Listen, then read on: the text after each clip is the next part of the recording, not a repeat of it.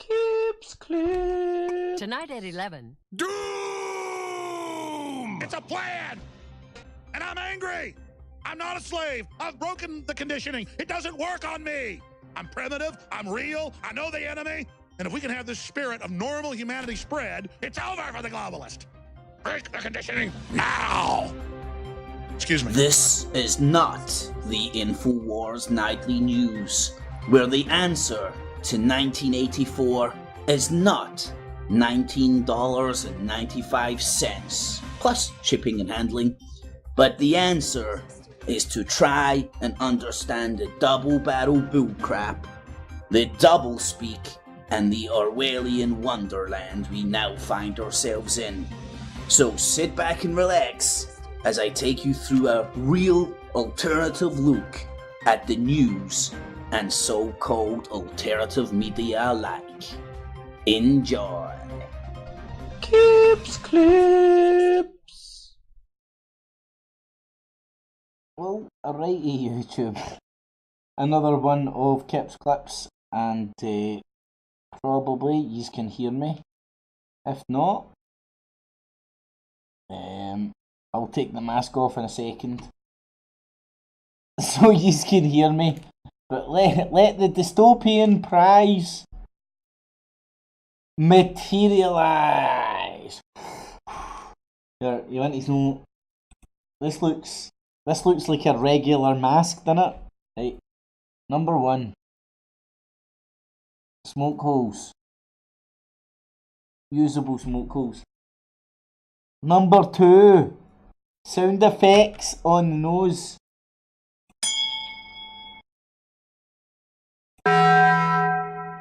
So honestly, hey ladies,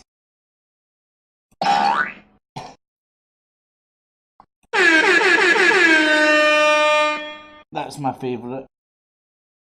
Bit of the face bag.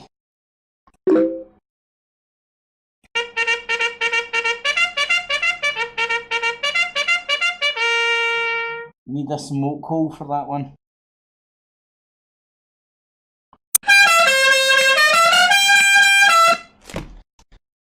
But fucking hell anyway, man.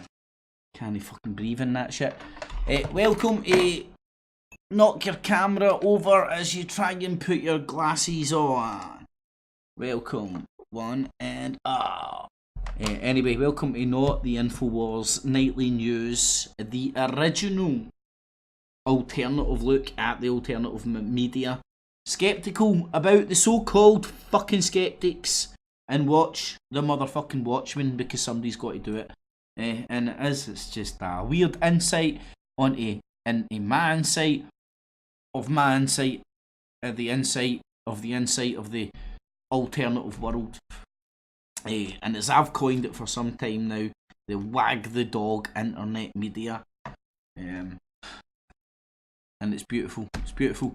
It's good seeing the skepticism grow, and it's warranted. So hopefully we're going to take a journey down and join a lot of dots that maybe other alternative media doesn't join. Let's just say. So let the dystopian prize materialize, because that's what we're watching. So how to build a dystopian world, not the Infowars Nightly News. That is what we're going to be doing tonight, with all sorts of cameras in the house and stuff. But what I want to try and do is find some way of showing you what I'm going to be doing. Right, so we've got the unquestioned Zio agenda. Cryptic, I know. Got the New World Order cabal. We'll get Christians with a mission. We've got the dystopian prize. A rise of the robot retards. Just I don't know.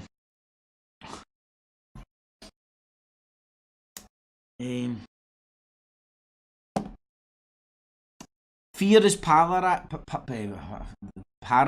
The word paralyzing. Fear is paralyzing. Fear paralyzes you, and not everybody. Most people. That's where your bottle comes from. See, if your bottle doesn't crash, when it comes to extreme fear. You're not a bottle crasher. But most people's, and can't hold it against them, bottles crash when it comes to extreme fear. And it's due to them not being exposed to it to extreme amounts, either at childhood or throughout their life. People that have been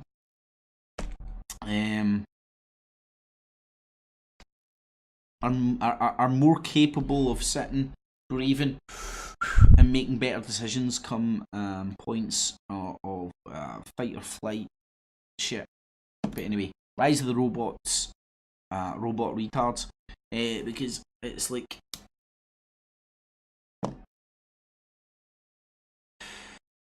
well, I'll break it down more when I go into it, but it was kind of like what I was saying in Cookie Show last night. It's like, don't be worried about your smartphone, be worried about your smart human beings. As of yet, we still on top. You want to preserve that, be smart about it. Simple, isn't it? It's like, you can sit and argue, blah blah blah blah blah. All. How are you going to, if you come to conclusions that robots are going to take over the world and kill you, what are you going to do to stop it? It's like, ultimately what you need to do is you want to have an influence. This is where, at my perspective, an influence, I say, a shout in the argument of where this technology is going, because history is undeniable. There is no stopping technology. See, the guy that was originally tried to stop the invention of the gun, I think he died. Not sure if it was gunshot wounds, but he died. You know what I mean? There is no stopping technology, one way or the other. So,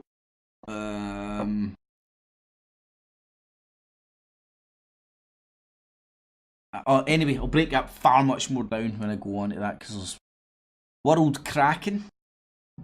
I need to elaborate. It's kind of pretty much what I've done in my clip 3 years ago. World War III's happening right now. And it's like, just look around the world, man. Is there any part that ain't getting poked with a stick? But anyway, Tommy Titbag, breakfast at Tommy's, breakfast at Tiffany's, and breakfast at Tommy's have to get melded together in some sort of meme. I'm working on it, but it's going to get done. What the fuck? What the fuck? Are you that dumb, Molyneux? Stephen Molyneux. People have wanted to me to touch on him for some time, and I don't watch a lot of him, and I know why, but this engrossed me enough. Fake versus Faker News celebrity deathmatch.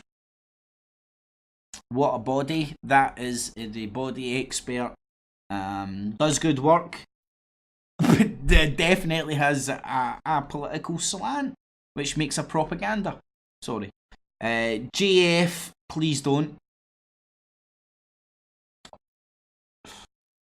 Go into that. When I think about what's happening with the JFK thing right now, I think of the Decepticon smoke screen. I don't know why. I just think of the Decepticon smoke screen when I think about Donald Trump releasing 9/11 shit and then JFK stuff. Monkeys in a cage. Very interesting. I'm going to go into Russell, the New World Order brand, talking about self-harming and how he's going to save the world, about making you think you're ill when you might not be ill. But anyway, and then I'll relate his thing into the larger geopolitical agenda. And there's some really good stuff as well, man. The UN agenda, the anti-United Nations agenda, Red F.E.A.R. As you can see, there's a massive folder with the Red F.E.A.R. and real psyops. Steve Pachenik, the real fucking cunt inside your nut. But anyway, let's see if we can start off by just saying hi to everybody in the chat. I'll bounce in later on. If anybody appreciates the Infowars Nightly News at any point, feel free to stick a wee thumbs up. It is much appreciated. I need to do this as promised. Believe it or not, as promised. But tonight's show is unofficially, no, officially sponsored by Ron McKenna, defence lawyer.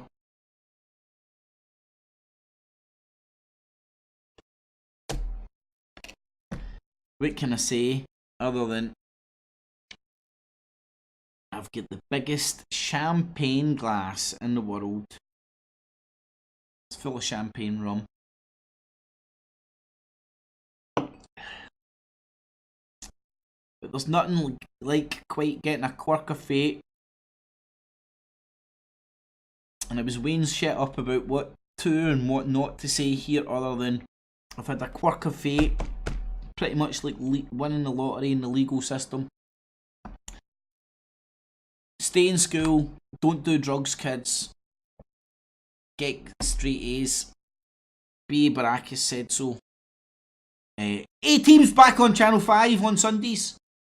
A-Team's back on Channel 5. Reruns of the whole thing on Sundays.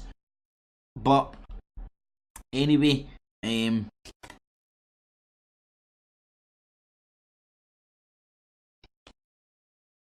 technicalities rock, and what can I say? Other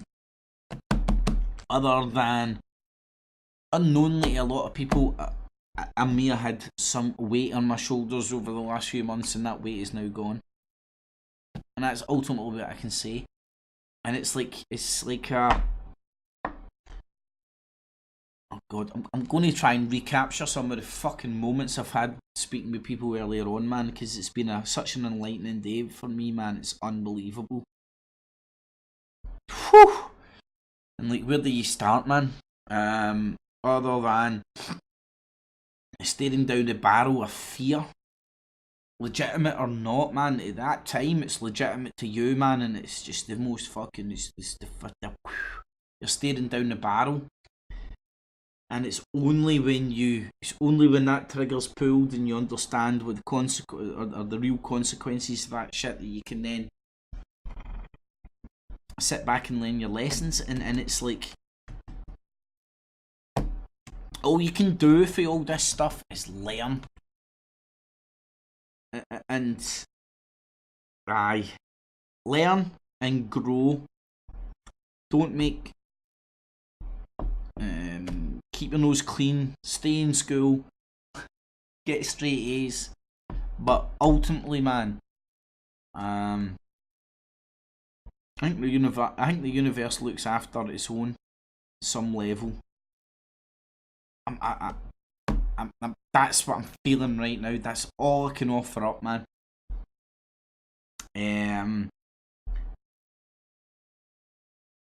When it happened, I knew it happened for a... In fact, I didn't know it happened for a reason, man. I thought it was the world coming to an end. But when I was working my way through it, me having to work my own mental attitude through, again, hitting rock bottom.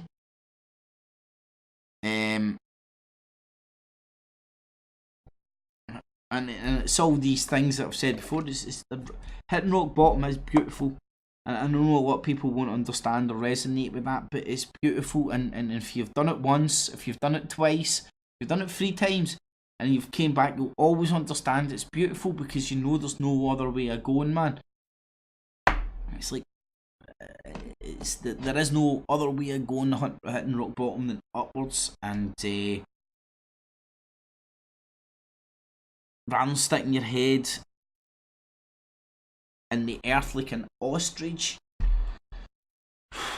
and not dealing with shit, your own shit, and all the major shit that's going on, and how and the major stuff that leads you into the bad places. The same stuff will continue to happen. Again, there's so much I want to. There's so much more I would love to say, but I don't want to poke the bear with a stick, to be quite honest with you. Sticking my tail between my legs and clucking like a fucking chicken. and just moving on. But in the same token, I cannot fail to acknowledge just that amazing lesson that I've now learned. Just that absolute lesson in so many ways, not only of what not and what not to do. I say obviously, but also in the way of dealing with what is perceived to be at the time in your life the worst thing that's ever could be up there with the worst things that's ever happened to you. And the more, and I'm talking to myself, but I'm hoping other people are listening. And the more the more that shitty things happen, and the more that you deal with it, adult-like, with your brain rather than your heart. Because your heart's important, right? I'm not saying that, but this is where the balance comes, and this is how ultimately a lot of the time they out-trick you and make you like ultimately, man, like say if the police arrest you, don't say fuck all, right? In fact, I don't want to give anybody any advice whatsoever. All you need to know. Nah, because cunts will get screwed over, man. It was a pure quirk. It wasn't a quirk, actually. It wasn't a quirk. It was a pat on my own back that I managed to survive this shit, to be honest with you. But at the time, it was absolute probably chat. Oh, I don't know, because I was in that moment of fear. Do you know what I mean? But I still had that ability about me. With the hood on, quit. Even though you're standing there with your hand in the motherfucking cookie jar, you need to think. You need to put your Spock fucking head on, and you need to think, how are they going to do it? You need to think about the process of prosecution, so on and so forth. And aye. And in fact, I'm going to stop speaking about it because I'm talking in rhymes and rhythms, and I wish I could just shoot for the hip, but I'm pretty much hopefully doing that. But ultimately, guys and girls, I said to him I would do this, man. He wanted it done, so as well with my letter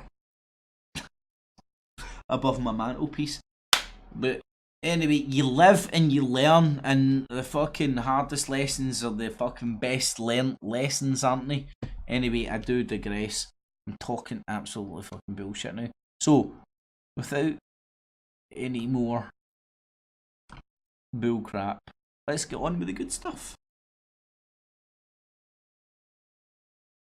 Let's get on with let the dystopian prize materialize. Because that's what's happening, folks.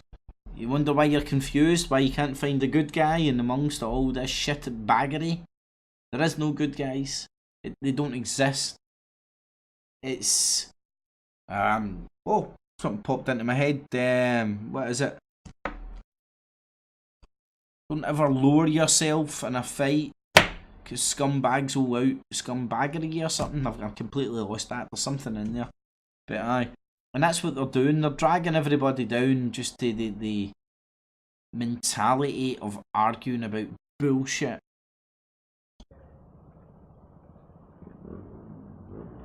I don't even know if they're... Oh no, it's just artists in the middle of the night. But hopefully I can speed this up.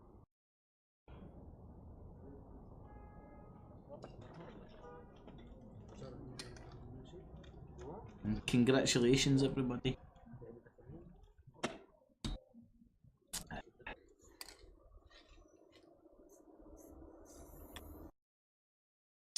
So, as everybody's arguing about all forms of shit, look at the agenda that's marching on.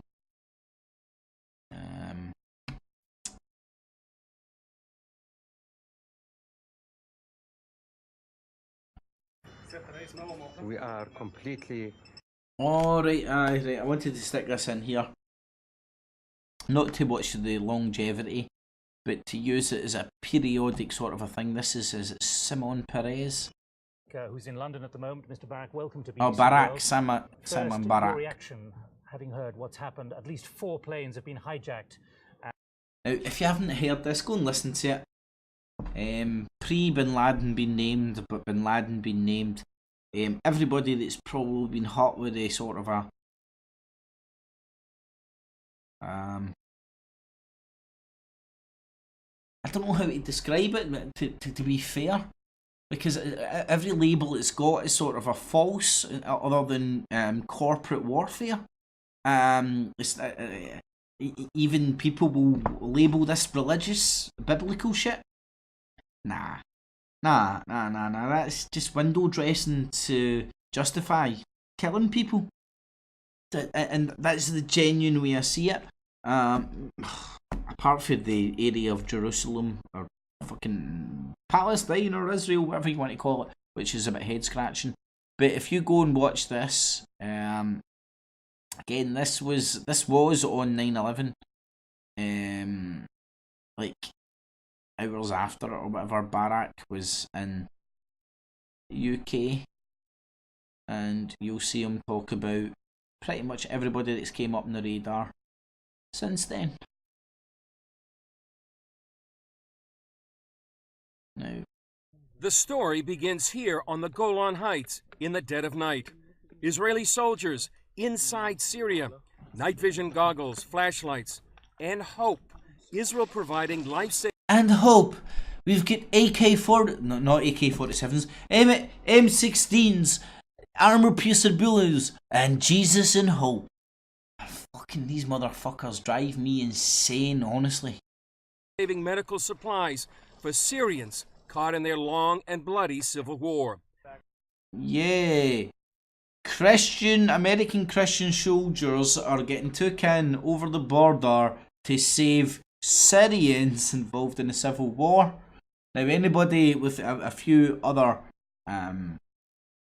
ideas of what might be going on in that area of the world might find this absolutely fucking absurd. Yeah, the timeline might, granted, maybe a timeline of a year or 2 years, or maybe even 3 years ago, might have gave this less a lower rating on the absurdity scale. But coming out yesterday, their partner, a Christian aid group called Frontier Alliance International, or F.E.A.R. We support the state of Israel, and we love the Jewish people. So to be able to engage the Syrian... Who loves the Jewish people? Are you making love with the Jewish people? Gay bastard. Syrian crisis... Not there's anything wrong about beginning. Get out! Through the Israeli border, in cooperation with the Israeli army, is a huge privilege for us as an organization. Yeah. Maybe your organisation should cooperate with a map organisation, and they might sort of say that the Golan Heights is disputed, and some would say, at the risk of repeating myself, part of the greater Israeli project. AI, with the help of the IDF, sent a Christian medical team deep inside Syria. Yes, the IDF just wanted to take these fun-loving Christians. Oh, here, wow, fun-loving Christians. That's the name of a new rock band. Instead of the fun-loving criminals, you'd have the fun-loving Christians. Running around, smacking mozzies all whacked on the Christian snacks, yeah. Walking around, dodging Islam bullets all whacked on the Christian snacks. This night, Dr. Sally Parsons and trauma nurse Debbie Dennison returned from a 7-week tour of duty in a Syrian village. I actually need to like interject in this shit. Does everybody know what's happening here? This was a long trip too. Yeah. It was very good though. Very good. Parsons and Dennison served in this makeshift hospital, treating Syrians wounded in their civil war, fighting the Assad regime. ISIS. This is the Christians fucking, like, see the people that's fighting fucking Assad predominantly inside Syria? It's ISIS. Right? I don't know, that this is where the universe is split. Now, I like to think... Oh, fuck, I'll run out of filters there. I like to think I'm, like, fairly unbiased. Probably not. But I like to try and at least play devil's advocate and remain unbiased and objective as I can. And to think that these people are treating Syrians that are fighting Assad in a civil war that nobody admits exists anymore is absurd. Did you go in? Because the Lord calls us into all the world, to all the nations. And, well, I can't speak for the others, but I specifically felt God told me this was what I was supposed to be doing. You had to count the cost. You had to say, do I love you enough? Come here, lady. I'll tell you what God told you what you should be doing. I'm closer to God than you. Hear me now. Hear me now. Hear me now. Hear me now. God told me, shine my balls. Shine my balls. Shine my balls. Yeah, shut the fuck up. I'm only saying what God told me to say. Of course. I'm not just trying to get these ladies to shine my balls.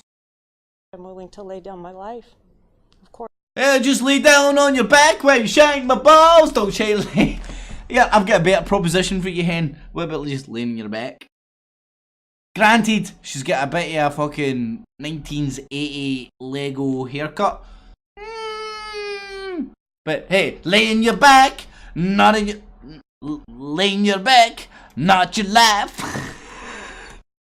Of course. And my answer was yes. Parsons, a surgeon for 30 years, faced surgery she had never done before. I mean, come on. Jesus, but Jesus. Like, come on, man, like, fucking hell. There's not an ounce of, I understand faith and stuff, but see, yeah, I woke up this morning and Jesus told me. The only call I get from God is, woke up this morning and got myself a beer. But I don't know if that was God or Jim Morrison. I'm not 100% fucking sure, one or the two, but either way, woke up this morning and got a call to go and die in the name of God. No, it doesn't happen. Who are these freaks? Genuine, bona fide freaks. And then they'll rock up and say there's some Islamic nut bars that want to come and kill us for our freedoms. What the fuck are you going? What are you going to do? You go and save your enemies for your freedoms? Oh, I don't know. Anyway, sorry, let's get back to these fucking freaks. When the team didn't know what to do, they turned to prayer and YouTube. Yes! This isn't that, people, this is not satire. This genuine, balled up, 55,000 subscribers, Christian Broadcaster Network. This is not satire. This is the way some people's nuts are tuned in the fucking motherfucking world. Now, yeah, I could easily, happily spend all my time laughing around, pissing myself in my pants, laughing at these fucking freaks, which I'm going to do a wee bit of. But in the same on the other hand as well, you do need to understand that these people are legit. Not these people, the people on camera are not legit. But the people that gobble up this shit are legit. You know what I mean? So you can't condemn them for this. That makes sense? How many incisions? 3? How many decisions, Jesus? Please tell me or not. I say 3, cause he got nailed to the cross by 3. How many Well, it compartments is in are the. you gonna... You got me. I think it's probably 2. You got me, I think it's probably 2. Do we believe the Jesus with the 3? Do we believe the bitch with the 2? Or do we believe the YouTube? But I believe in YouTube. okay, so they're just. And fucking YouTube. Right, so these Christian motherfuckers who can't even believe in themselves to understand that killing somebody's bad because fucking God might fucking know I told them so. They also need to fucking rely on YouTube to stitch the fucking ISIS cunts up that are fighting Assad. Wow. Oh, hold on. That's what it makes my nose feel like. Going lateral. Baby and kids, right now, believe it, this is probably like an ISIS whore. Some sort of an ISIS breeding whore. Let me just check. This isn't the world ending.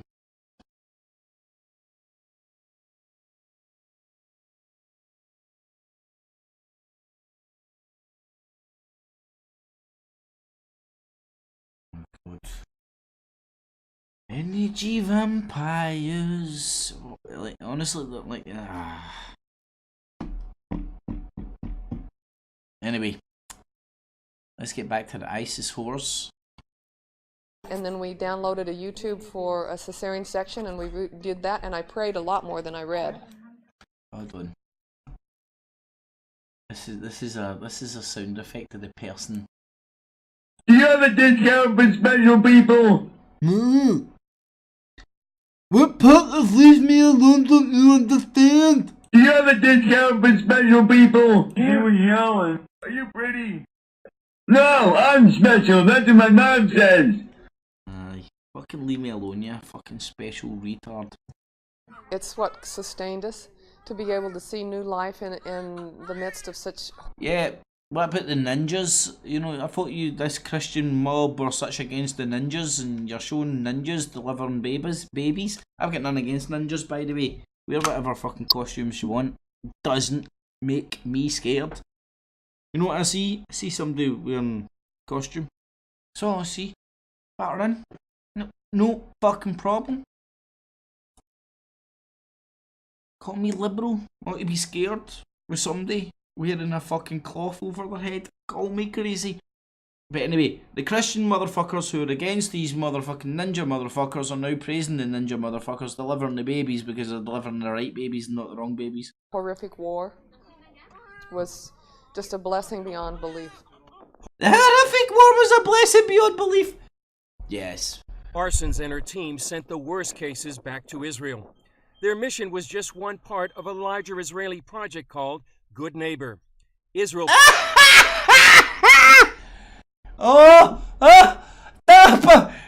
See, when I think of the tarot and I think of Israel, I do think of the Joker. Some mental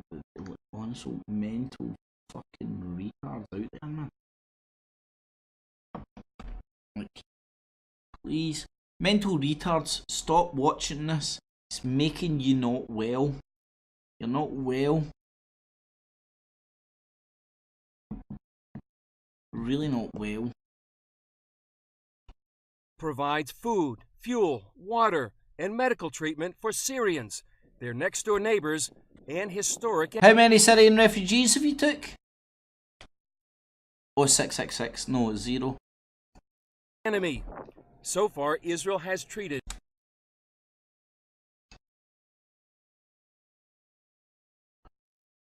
Right, if Assad has been elected by over 90% under international fucking thingy, who's Israel treating? Who is Assad fighting in Syria?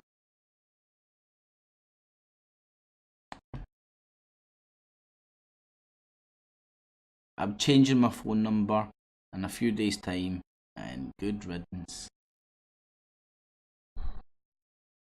Energy vampire!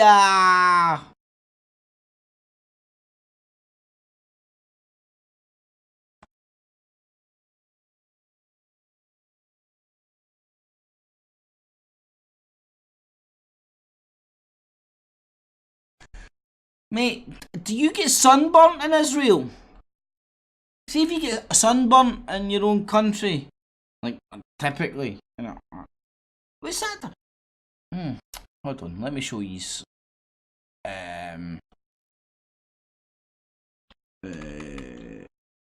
Skin cancer rates in the world. Right, where do you think? I see this in the video. Can't remember what video it was, but I'm rhyming and repeating it. And long story short, places that have the highest.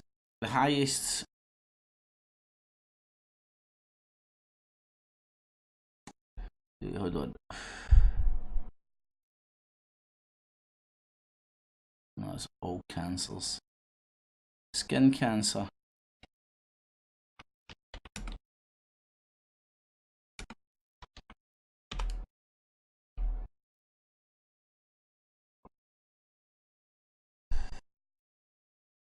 Right, anyway, I'm going to tell you the fucking answer. Please go and check it out and fucking send me. Oh, what the fuck's that? Australia is number one, right, because there's so many white cunts in a hot country. Israel's number two because there's so many white cunts in a hot country.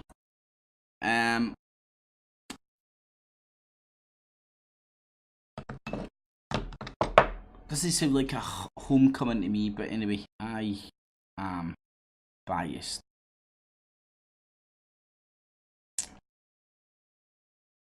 Anyway, Dystopian prize. Look what the European Union's got to offer us. Now, who isn't offering you this? Who isn't offering you this? Is it the European Union? Is it Britain? Or their union? Or the lack of union? Or their breakup of the union? Or anyway, whatever shite. Who isn't offering you this? America? Are they not offering you this? Venezuela? What about Russia? Everybody's fighting terrorism. Everybody's offering you this.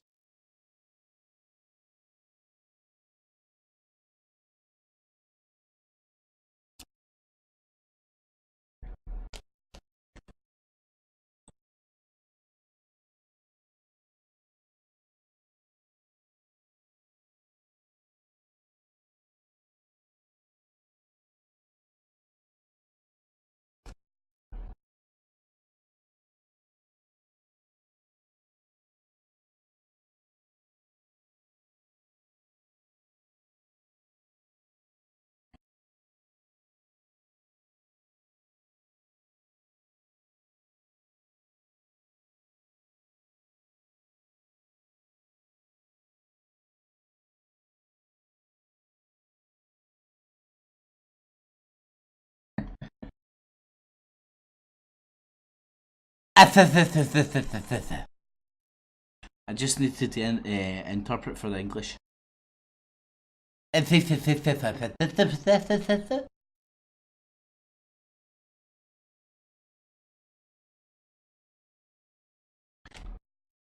harder to tell if Spanish people have speech impediments, isn't it?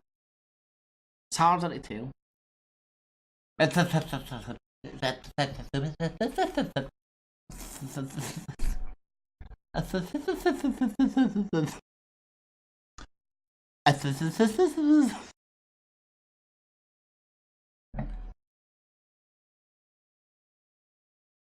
Beautiful, isn't it?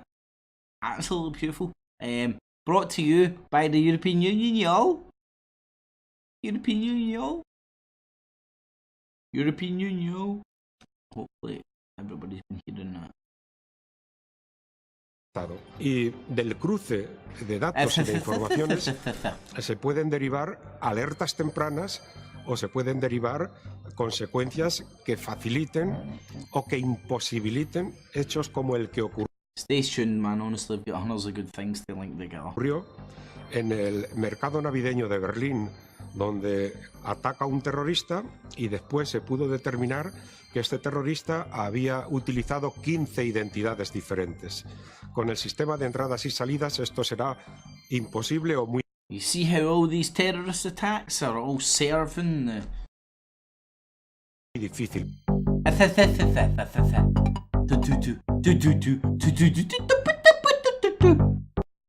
Look, fucking smarter borders, AK-40 fucking 7s or whatever shit that is. But anyway, that's the dystopian prize. Right, here's something I want to point out. Just because you hear it getting used incorrectly, right? The technocracy doesn't mean technology, right? There's a technology-laden dictatorship that's coming. I believe. I'll try and verbalize, simplize, layman's termize. The technocracy's nothing to do with that. The technocracy's to do with the bureaucracy, and I'll go on to show that later on when it comes to Chatham House and one of the speeches that I'm going to go through. But the technocracy has nothing to do with technology. You can read that. I just wanted, because, I don't know, people misspeak. So, rise over the robot retards. Do you want to destroy humans? Please say no. Okay, I will destroy humans. No. Oh my god, she wants to destroy humans. Or is it that she's so dumb that you asked her, do you want to play with my dick? Oh, okay, I'll play with your dick. You know what I mean? It's like, are you that simple? Are you that stupid? Or are you that eager to paint and create the dystopian fucking future? Right, hold on. I'm going to bring up the rest of this pish.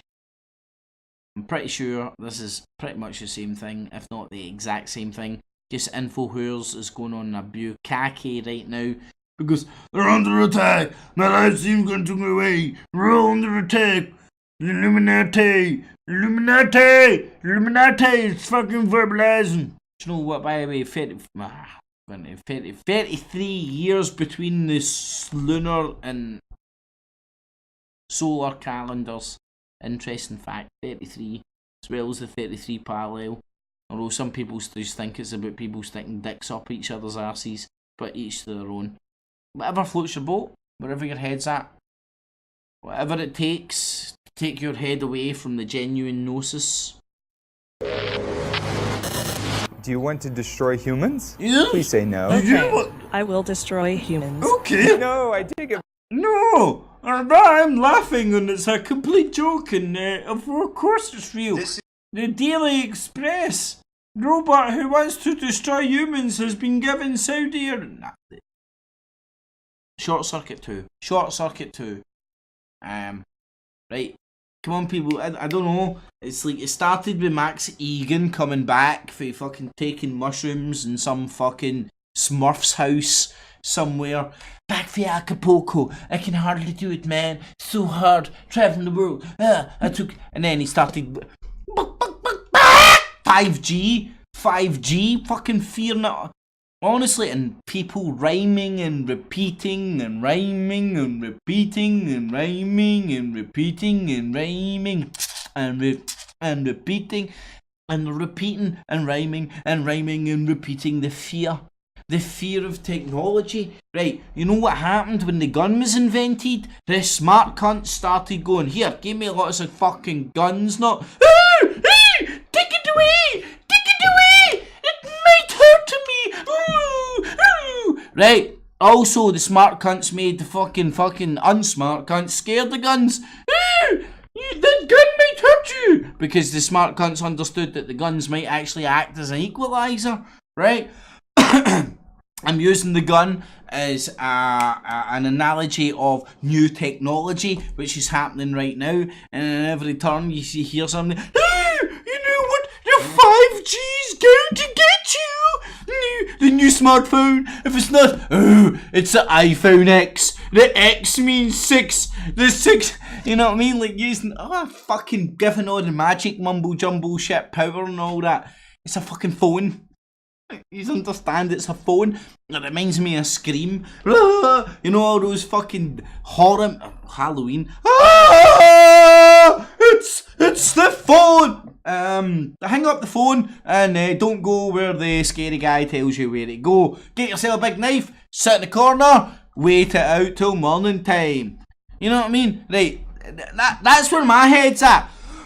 Not all this Scream fucking what's that old fucking ball bag junkie looking motherfucker? Max Egan, 5G, technology's coming to get you, your mobile phone's going to eat you tomorrow, mumble jump. Like the TV hasn't ate me yet. Right. Shh, don't tell BBC because I don't own a license because I don't need one. But fact, I do have a TV. Although I don't need a license because I don't broadcast the shit that they need a license for. But I own a TV. You know my TV doesn't eat me. You know that? Fact. You know the internet? Gets inside my nut. Gets inside my nut. But it don't eat me. Don't fucking... My mobile phone hasn't ate me yet. That radiation through my microwave that I don't own because I don't like microwave food. I don't own a microwave. Hasn't ate me yet. Has your microwave killed anybody yet? Boop your mom, dad, brother, sister. Has your microwave turned them into zombies yet? Is any of this pish really true? It's all a load of shite to keep us all stupefied. Like robots are going to death. Right, I don't know. Smart humans.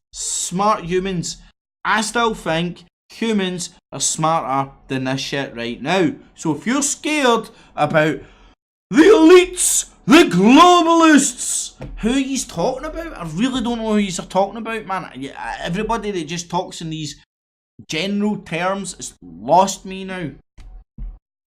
I can see scum fucks out there fighting for the future fucking technology dictatorship which is manifesting, which I haven't quite mimified yet, but I will do. Instead of technocracy, when that's not what it means.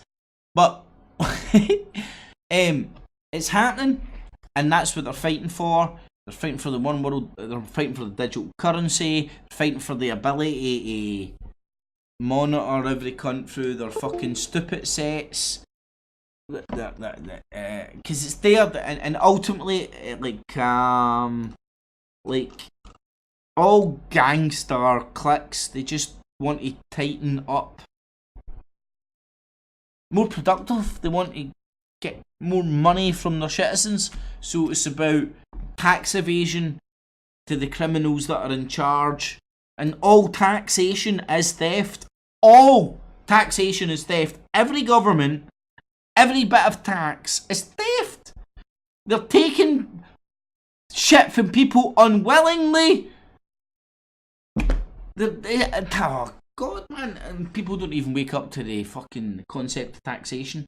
You know what I mean? But let's argue about gay people in Hollywood, rapists in Hollywood, King Jong-un and shit, robots who want to destroy humans. Right here, I want to point out Daily Express, Richard Desmond, Zionist Jew. Just pointing out where this shit's coming from. World War III, Zionist Jew, Express.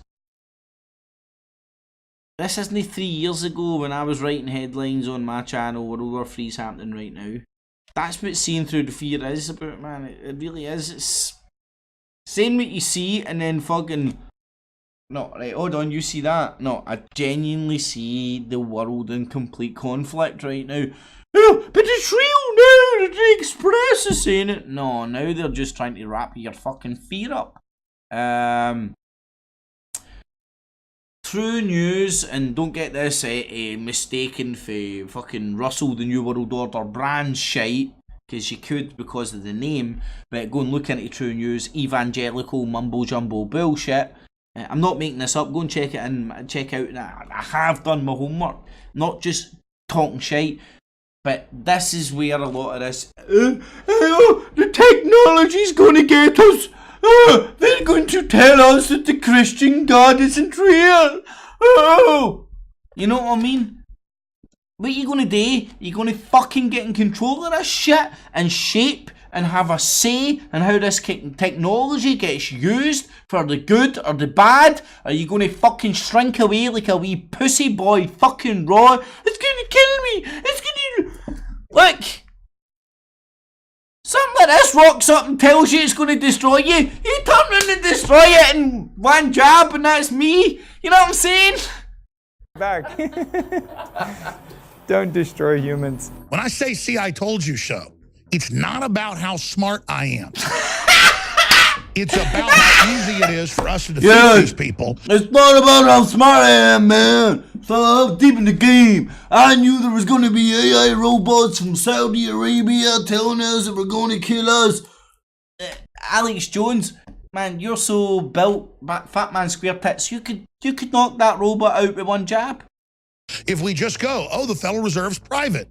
What if we just say that robot couldn't really kill you? You're kind of hyping up a load of shit. It's almost as bad as 007 really believing a real woman was an android for a computer game launch. It's bizarro shit. These people are fucking lunatics. Literal lunatics. They said it wasn't. They're liars. They are setting up a private world government that's very authoritarian and not good for humanity. Let's spread the word and say no. Hollywood's anti-God, anti-family, anti-American. I don't want to do. We're done. All I don't want to do is stick my cock up your ass. They're trying to bring out robots. Give them rights and have them replace humans because they'll follow the orders of the globalists and have back doors in them that are totally controlled.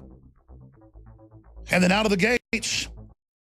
Let's just uninvent technology, not try to embrace it and use it and shit, stick our heads in the sand and get scared about other people's robots and shit, and I don't know, let's start spindles again. What we need is more cotton fields. Cotton fields. In Russia and Saudi Arabia and the US, the AI starts telling people it wants to kill them. This same robot that Saudi Arabia just debuted earlier in the year told folks that they want to kill them. Now they've dialed her back a little and she says, well, she's not like a Dalek from Doctor Who. God, man. Do these arseholes not understand? It's kind of like fucking, you know, writing shit into a calculator, turn it upside down and it says cock or bell or bell end or no swear words you could make calculators say. That's literally what they're doing, and they're going, Look, there's AI out there saying it's going to kill us. Look. God, man. Exterminate. Airfields.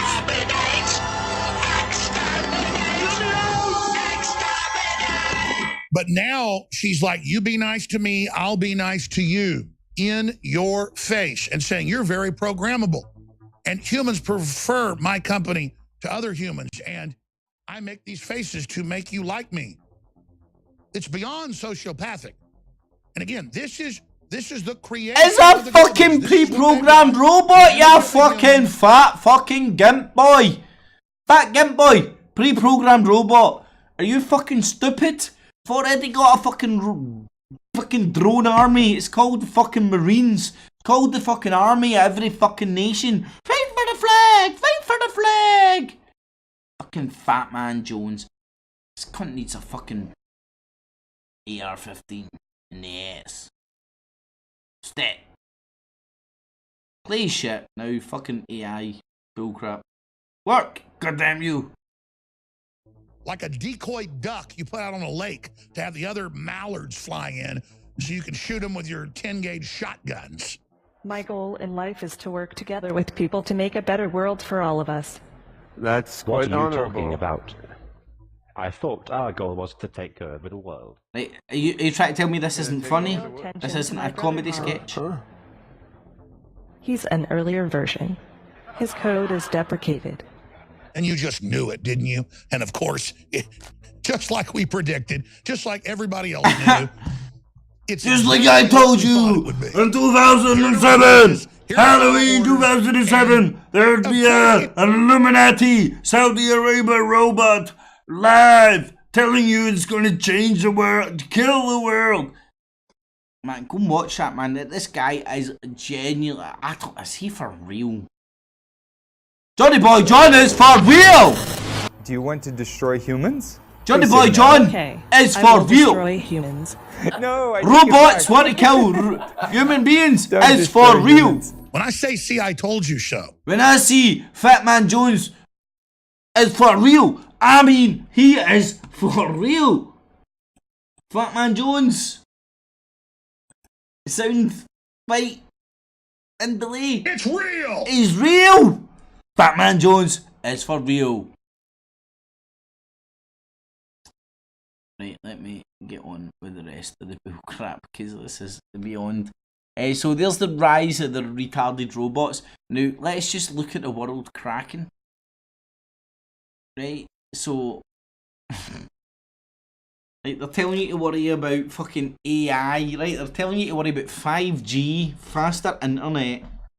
Right, who knows? Who knows if that shit's going to give you radiation, fucking cancer or what? Who knows? But what I do know is the Queen's walking about it as well. Right, I'm not even going to go all. I'm not even going to approach the logical fallacies in it.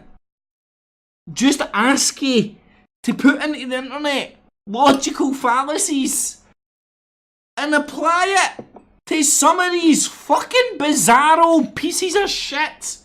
5G's gonna come and kill you, man. 5G, the internet things, blah, blah, blah. It's like, hold on, mate, hold on a sec. See, before the robots kill us, I think there's some human beings over here we better take care of. No, man, 5G, blah, blah. You get me fucking want to fucking take, like, commence war on a fucking iPhone when there's like human beings who are like making and programming and setting up the iPhone, turning our knowledge and technology against us, and you're wanting us to go to war with the technology and not the people that's doing it. Like, can't you see it's a I don't know, what would you call it? Bullshit. But I'm Max Egan. I'm a junky looking cunt from Australia, man. I played in a band once, it's true. And honestly, it's real. I'm real. Hey, Alex Jones, Max Egan? It's real! Yeah, man, Max Egan is real, man. But what about Ken O'Keefe? It's real! Yeah, man. The picture of health, the pair of them junky looking cunts. But made lots of money. But what do you think, Alex? It's real! Yeah. What about year 2K when you admitted it was fake? What do you think about year 2K, Alex? It's real! Yeah. What about you now kidding on that you're never done better, but you're really never done worse? It's real! Yeah. Your revenue's down. You've lost all sorts of money from YouTube and shit. You're really fucked, aren't you, man? You're really... It's real! Yeah, man. You need to sell more fucking lotions and potions than you ever have done, haven't you, man? It's real! Yeah. You're more liable now to say any other shit than you've ever said before to sell any other shit, ain't you, man? It's real! It's fucking real. This snake oil salesman's never been so fucking desperate. It's fucking real. Just like CNN and every other motherfucker out there. No cunt believes any cunt anymore.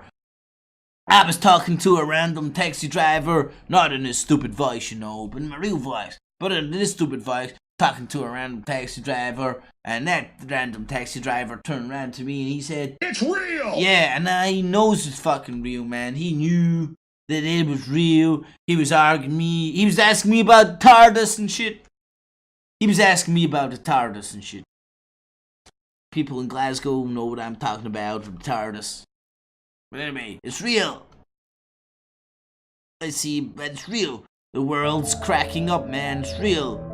Oh, Press TV does the best fucking background music. It's like The Exorcist. Oh no, it's like Massive Attack. You could take a couple of eckies and watch this, couldn't you? Oh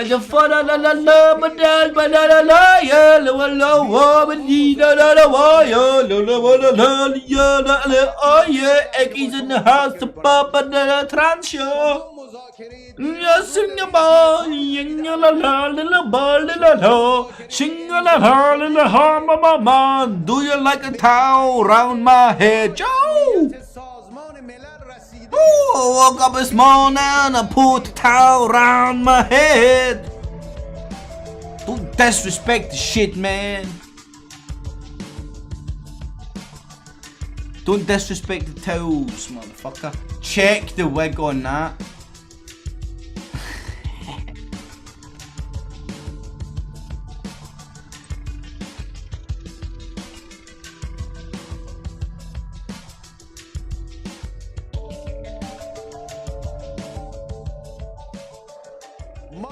Mamanya Sonia Rarbalblone Rakababs and all sorts, you know, yeah.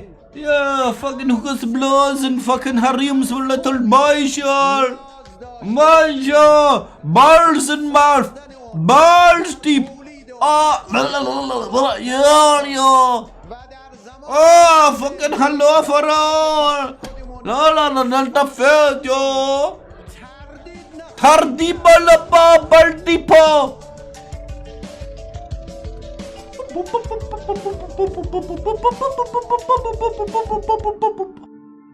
Oh man, gotta love the fucking. Did they just tell me some news? I don't know if I was just in a fucking. I thought I was just getting down to some hypno tracks. Right, that's what's happening with the Press TV. It's really bad. There was no sign of friction among Gulf leaders when they met President Trump on his first foreign this is, I just put this in for Halloween. trip. It was all smiles and a common pledge. Answers on a postcard. Who's wearing the funniest costumes? To combat terrorism in all its forms. I want to say Casper the Ghost and all that, man, but is it racist? Racist to say that was like a Casper the Ghost convention? Is that racist or just funny? Racist or funny? Racist or funny? Oh shit, let's get back to the Casper the Ghost convention. There was no sign of friction among Gulf leaders. Do you think the golder the ghost is, the more less translucent the ghost is? Fuck knows. I don't know how Casper the Ghost rules work, to be honest. Anyway. When they met President Trump on his first foreign trip, it was all smiles and a common pledge to combat terrorism in all its forms. Yet less than 2 weeks later, I thought I seen. I'm surrounded with Allah Akbar nut bars, but I must have been mistaken. Maybe not every brown person's a terrorist. Must just be the BBC. the blockade against Qatar was launched, much to the surprise of Qatar's Emir, Sheikh Tamim bin Hamad Al Thani. We were Al Thani? He's an Al Thani? Hey, Al Thani! Hey, yo, Al Thani! He would go down well in Scotland, by the way. Hey, yo, Al Thani! Al Thani up here! We need to speak to the Al Thani, by the way. Hey, Al Thani! Hey, Al Thani! Stop building islands in the fucking shape of your Al Thani, Al Thani. We don't want islands. We don't want to see islands from satellites shaped in Al Thanis. Al Thani, alright! Bim Hawan Al fucking Al Thani. Shit. It's not big or clever to take the piss out of people's names. Sorry, Ya Thani. praising each other, laughing. Praising each other? Nothing better than that, Ya Thani. With each other, discussing, how to solve this terrorism that is a threat for the rest of the world. Well said, Ya Thani. Making demands of you that you shut down Al Jazeera, that you give them your word that you. Al Jazeera? When did Al Jazeera turn it? Al Jazeera! Yo! Coming at you from the underground! Al Jazeera! No, as I called them, Al BBC Jazeera. Same studios as BBC Arabia. I've said this before. Hate to repeat myself, but anyway, let's get back to yo, you're funny. You're funny. I tell you what, some cunt in Glasgow with a moustache like that, strong possibility to be called Yafani. Not supporting any Islamist groups. Are you going to meet these demands? Our sovereignty is a red line. We don't. Please stay tuned. I'm going to do some Chatham House chat. Right, how long have I done? I'm going to do it next. Accept anybody interfering our sovereignty. When you tell me to close a channel like Al Jazeera, history will write one day in 50 or 60, 70 years how it changed the whole idea of free speech in the region. Do you believe that they want regime change? Yes, they want a regime change, and that's so obvious. History as well. They want control of Al Jazeera! Al Jazeera! Boo, boo, boo, boo, boo, coming at you! Teaches us that they tried to do that before. Illuminati, after my father became the emir. Qatar has denied any support for terrorism. The emir offered this explanation as to why the Taliban was allowed to open an office in Doha. The reason why they came here. The reason why we opened up at the Taliban. Other people. Like the United States? Yeah, America. The United States wanted the Taliban here. They wanted to have dialogue, so they asked us if we can host them here and have the dialogue. So that we hosted them here. This is the reason. What's wrong with Yafani hosting a bunch of fannies? Yafani hosted a bunch of fannies. What's wrong? Why they're here? How will this end? We want it to end. Believe me, Charlie, we want it to end. But nothing is going to be above our dignity, our sovereignty. But we want it to end. I always say that. If they're going to walk 1 meter towards me, I'm willing to walk 10,000 miles towards them. And I will walk 10,000 miles, and I will walk 10,000 more. Yeah, let's see. Yeah. 7 tribes of Israel. 7 clans of fucking Scotland. Scotland is the lost fucking main tribe of Israel. Saudis are a bunch of Jews. And there you had them coming out with the Scottish anthem. Proclaimers. What more evidence do you need?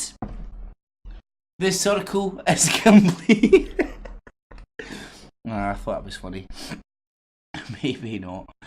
Anyway, right, let me get into this fucking Chatham House shit because it is going to be worth it. And I'm in the mood for I'm in the mood for dancing. Oh god, I forgot I had some shit. Here's Tim Pool. Oh my god, man, my feelings are getting hurt. Shit, I'm sorry, this browser's playing like a fucking piece of shit. It's like the delay on it.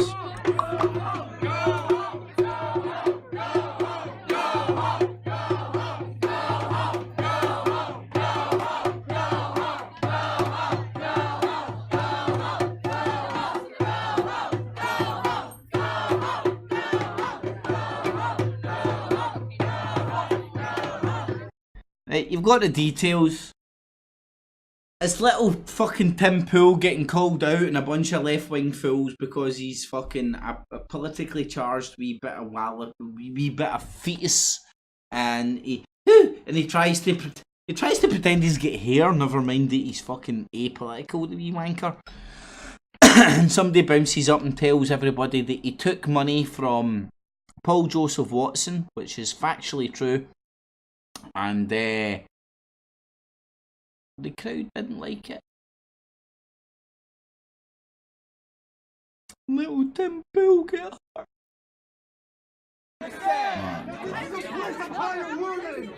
a place of higher learning. What's happening in there? I honestly can't listen to that shit. Really, it's like somebody else's kids screaming in your ear. It's like fucking just noise. Right. The world is cracking though, right? I'll go down this. Iran, Qatar, Philippines, fighting terrorism turned out to be a money trap. Just get mod by Antifa. if you can't see the world burning right now, you're lucky. You're staying in a good part of it. Tommy Titbag, breakfast with Tommy, breakfast with Tiffany's, breakfast with Tommy. There's got to be a wee meme there. Bold, shocking, honest. Yeah. Right, let me try and be honest about this then. Give me a few minutes. So take this fucking that time for a shite to load up. Fuck you, Firefox. Fuck you, Windows 10. Fuck you, Tommy Titbag. And you wee smug fucking motherfucker. Ah, look, it sounds like I'm listening to Max Egan. Oh my god, I have to fly to caviar. I have to fly to salmon. I have to fly to kasabi beef. I have to. Oh, it's such a hard life, you know. Hey, look at little Tommy Titbag. Stand still. Which I thought, because it was my own mess up, I thought we were going on Saturday. We're going to Germany for what is the third. Lay off the fucking cocaine. Mass organisation which demonstrates about the Islamisation of Germany. Lay off the cocaine, mate. He's got one eye closing when the other one's opening and all that. He's like kind of twitching, so he's either fully it or wanting fully it. We're going tomorrow. See, there is that again. Like, hold on. I thought it was your cousin, mate. I thought it was your cousin that was. Oh, let me get this right. Who's the ugly one? F.E.A.R. Goonies.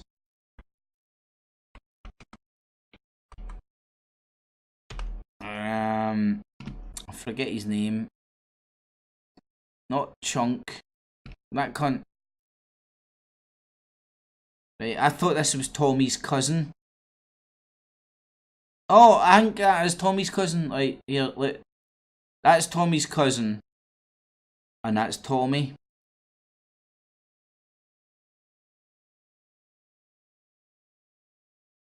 Let's see if we can...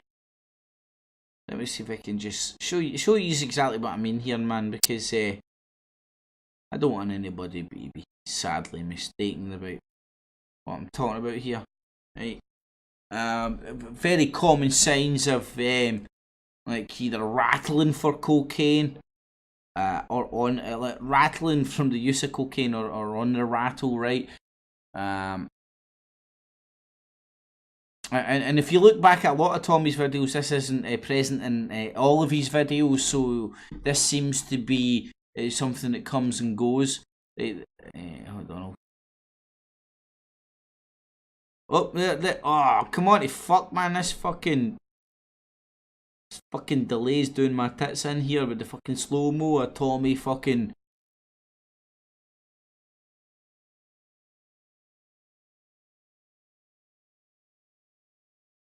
Oh, maybe he's just got a gummy eye, I don't know.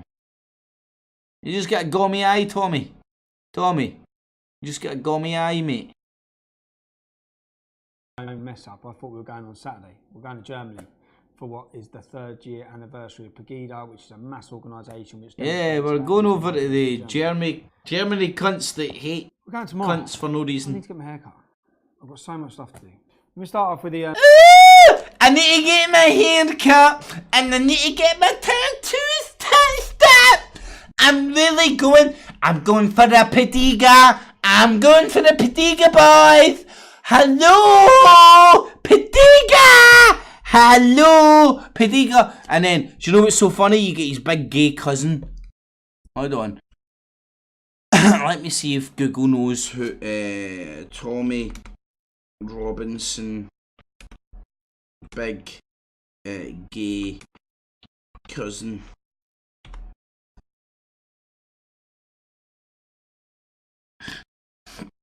And you will see what I mean, man. Hopefully of his big gay cousin.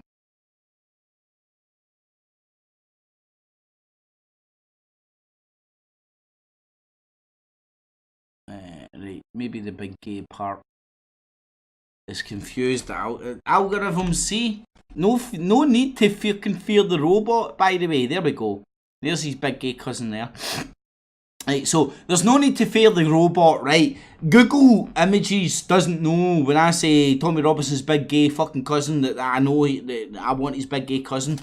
So, like, fear the humans right now. Hello? Hello? They're like magician's trick. Look at the robots. Look at your iPhone. Your iPhone and TV is going to kill you. Not the human beings that are controlling and programming it. Your iPhone's going to kill you. Anyway, people fucking running out of things to babble on about, innit? Anyway, Tommy Robinson's big gay cousin, that big fucking Igor behind him. Nah, that's more Tommy Robinson. But him here, this is him here. Yes, look, you can see him here as well. Here's him with the rabbi. He's the big...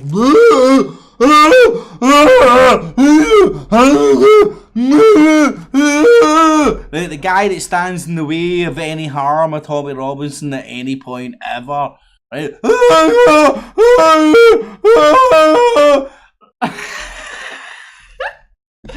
I'd love to think this cunt watched it. We hate ban the burqa! Ban the burqa! Ban the burqa! Irony and hypocrisy! I'll look it up in the dictionary! Woo! Ban the burqa! Alright, look, his big gay cousin. Or anyway, sorry, I could spend all day just laughing at fucking pictures of Tommy Robinson's big gay cousin. But sorry, let's get down to Tommy Robinson's breakfast at Tiffany's. Breakfast at Tiffany's. Hello. Before I went into the papers, just looking for my local news. Man slash. I think he's got a heavy cocaine. Like, see, just before, see, and I kid you's not, right? I kid you's not. Look at him. 6 months ago. That's when I probably think I started. No, that's about a year. Aye, about 6 months ago. Definitely 6 months. Look at him 6 months ago. He wasn't on camera twitching, rattling like a fucking cocaine. Now, does he look like a junkie, like a cocaine junkie? With knife. Like a Hollyoaks haircut junkie. Like a geezer junkie. You won't get down, pop. Get your punk and get your line. Like you see them all the time, man. You go to the best party in the fucking world. They on the dance floor? No, they're at the side of the dance floor trying to organise drugs and every cunt's drugs and act hard. Swear to God, man, it's tragic. It's tragic. These people can't even see it. Tommy Robinson is never on the dance floor. He's the one, him and his wee cretin pals, sitting in a corner somewhere. Yeah, man, we can argue. That's who they are. People know what I'm talking about. They're at every party. They want to just sit back and act fucking hard and can't be arsed up and fucking up and have a fucking dance and a good time. Hey, Tommy Titbag, you do need a haircut, my friend. An outrageous Luton road rage attack. Okay. Now this would have been 3 white men slashing a Pakistan. Right. Read between the lines here, because I ain't justifying any arsehole being an arsehole. Pakistani Muslim, then this would be described in a very different way. But let's go through. A gang slashed a Luton driver with a knife after he signalled at them for driving dangerously. And the reason why this springs to my attention is because there was a man called Mark Sharp in Luton who a car was driving erratically like this and he went like that. Now after that they rang their friends. They followed him and in front of his son when he was going to get a takeaway, they beat him with baseball bats, sticks, poles. More of them come. Right, read between the lines here. What's basically happening is gang warfare. Now, in that particular area of the world, that gang warfare has materialised itself within brown versus white and fucking the two fucking cliques banging off against each other, right? And within that, they're driving each up against each other in their cars. Now think about it, this cunt's in his car with his fucking kid and he's like at these bunch of fucking... And I'm going to say the word that come, these bunch of packy gang cunts, and he's like that. And then they fucking decide to follow him and do him in. Right, who's the wanker? My answer is every single fucking one of them. That cunt put his fucking kid in, oh my god, every fucking idiot, fucking idiots. What's he doing? He's polarising and fucking tribalising this shit. Work. 2 cars of them, full of them come. They got out with weapons. That he would not go down, and they snapped the knife off in his head in front of his son whilst he was going to get a takeaway. The victim was in his car. Gang warfare, you fucking idiot. Gang warfare. For any of you who don't know, that is the Sharia zone within Luton. Another car, a silver vehicle, which may have been a Hyundai, overtook them. He thought their driving was dangerous, and as a result, he flashed. I'm not justifying any of this shit. Towards their car. This is the result of the retardation. 3 occupants got out, of course, never one. He's 3. just not giving a fair reflection. He's making it look like there's a bunch of fucking brown people coming over here wanting to just fucking bounce about, kill cunts. It's gang warfare. Seems like a fair response to giving them a sign. The offenders is described as Asian. Asian. Is that no good enough for you, you fucking wee fat fucking... I don't know why we edit that out. Go and get your hair cut, you wee fucking prick! This geezer's trying to get off with the acid throw thing, you know. The girl out, what's her name? Fern. And a fella's throwing acid in some lads in the club. He's trying to say he saw these men and he saw them with a little bottle of liquid, so he thought they were spiking a girl's drink. So he was the hero who come to save the day. Took the liquid off them and he wanted to show that it was empty. That's what he's saying. That's how he's trying to get off with it in court. That's how he's trying to get off with it in court. Oh, I'll give Rooney a break every day. Every day. Billionaire media mogul Michael Bloomberg blasted Brexit as the stupidest thing any country has ever done. He's the head of a billionaire media outlet, and here he is saying the most stupid thing any country's ever done in history is vote for Brexit. Is that not something that's a completely retarded thing to say? That is the most moronic thing I've heard someone say. You're Think about what fucking previous world leaders retard. have I'm done not in spilling previous over countries. my fucking roll All up the again, war, you prick. all the chaos, all the murder, all the bloodshed, everything that's happened.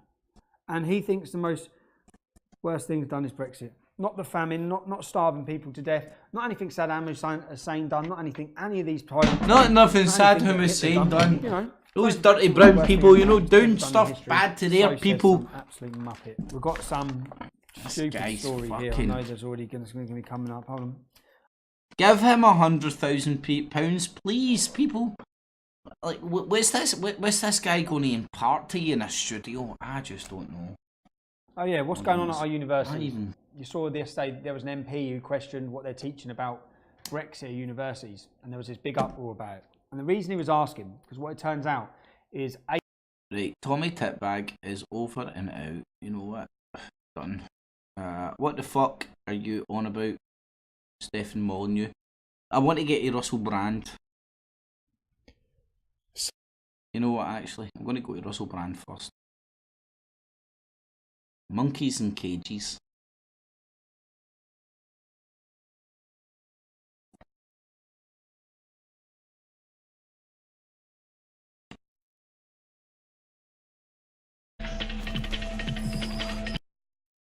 We're all our own psychologists, psychiatrists, counsellors, therapists, best friends, worst friends. You don't need other people getting into your head and reframing you. And Russell Brand lays this all out. He's been reframed and now he's trying to reframe other people. Hello there, it's me, Russell Brand. I'm on your phone, I'm on your feed, I'm on your device, I'm in your life right now, and I love you. If you like this, share it. If you don't like it, I am actually really sorry because I'm doing this to make you happy. I don't have to do this, you know, well, probably driven by the ego, isn't it, on some level? But it's this determination for us to understand ourselves that continues to motivate the truths. And today we're talking about teen self-harm, serious issue, one I'm personally connected to through the scars on my arm. Let's learn a little more about it. Now a study has found evidence of an alarming recent rise in self-harm among 13 to 16-year-old girls.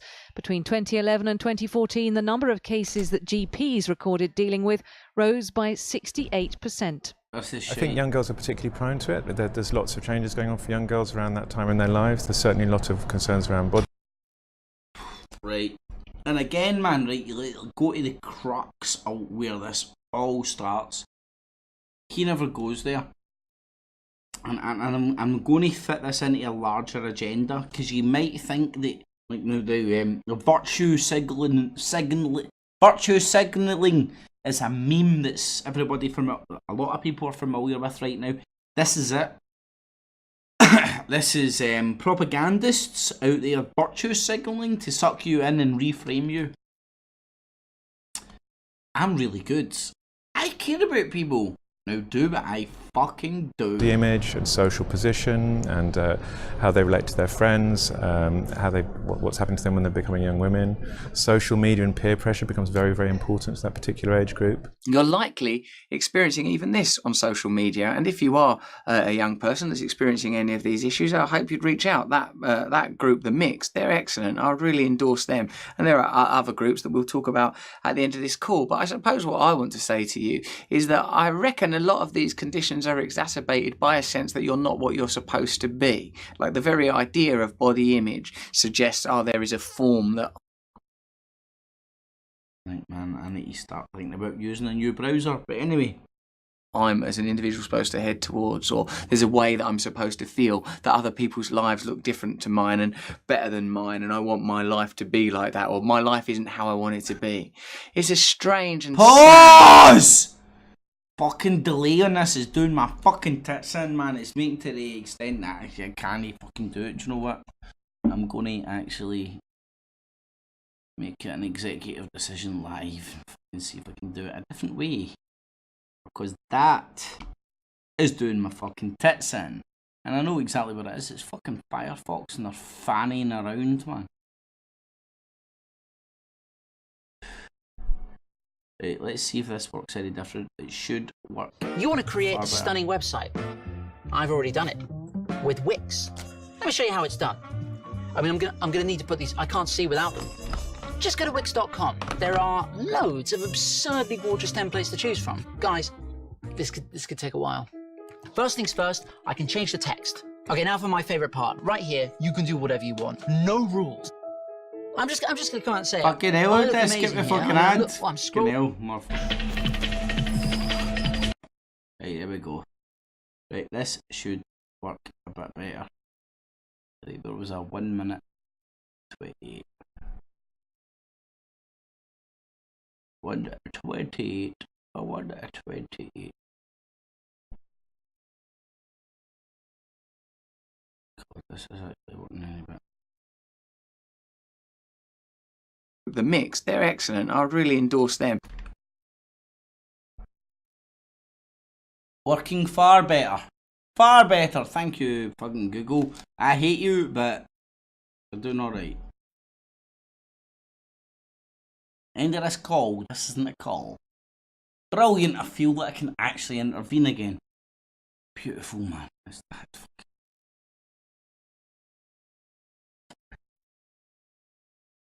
You reckon, right, so what you're doing now is you're tapping into the psyche of people that cut themselves because you cut yourself, you fucking freak.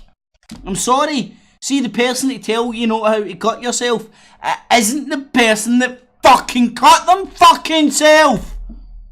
Am I crazy? Am I fucking nuts? No, the best person to tell you how to, you have to cut yourself to learn how not to cut. Fucking weirdos, right? This is why I named this Monkeys in a Cage, right? It reminds me, see when you're a fucking feeling like a monkey in a fucking cage, you hit your head against the cage. Self-harm is like the only fucking control you have. It's like, let's be honest about all this, the world is spinning out of control. We have so little control over our own lives, it's unfucking believable. These motherfuckers don't offer you up control of your own life, they offer you up how to act in your life. What we need is more control of our lives, which means that we don't fucking exert our control in the forms that can be fucking, that can be self-harming. You know what I mean? See if we had ultimate control of our own destinies, these desperate attempts of control would not manifest themselves. If it's fucking drink, drugs. Yes, I cut myself and I'm an ex-junkie. Now I've really better. Channel 4 saved me.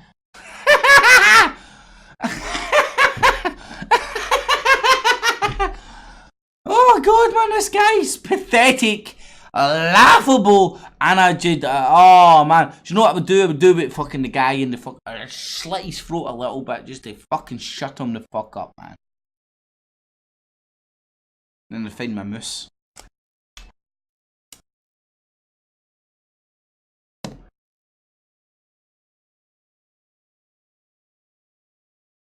Right, now, I'd like to warn you, before you get sucked in with them saying everything that you agree with, bear in mind my possibility that this guy is just saying this stuff to suck you in, to drip you in with a bit of, I'm going to link this all in, don't worry.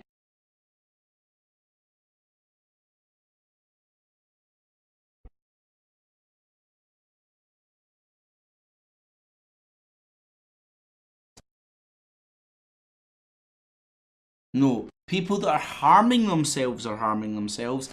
I am not harming myself because I'm not fucking harming myself, you fucking freak. You, obviously, you're the bastion of everything. It's good because you cut yourself and you're a junkie bastard and a womanizer, but now you're all good because you say so in front of the cameras.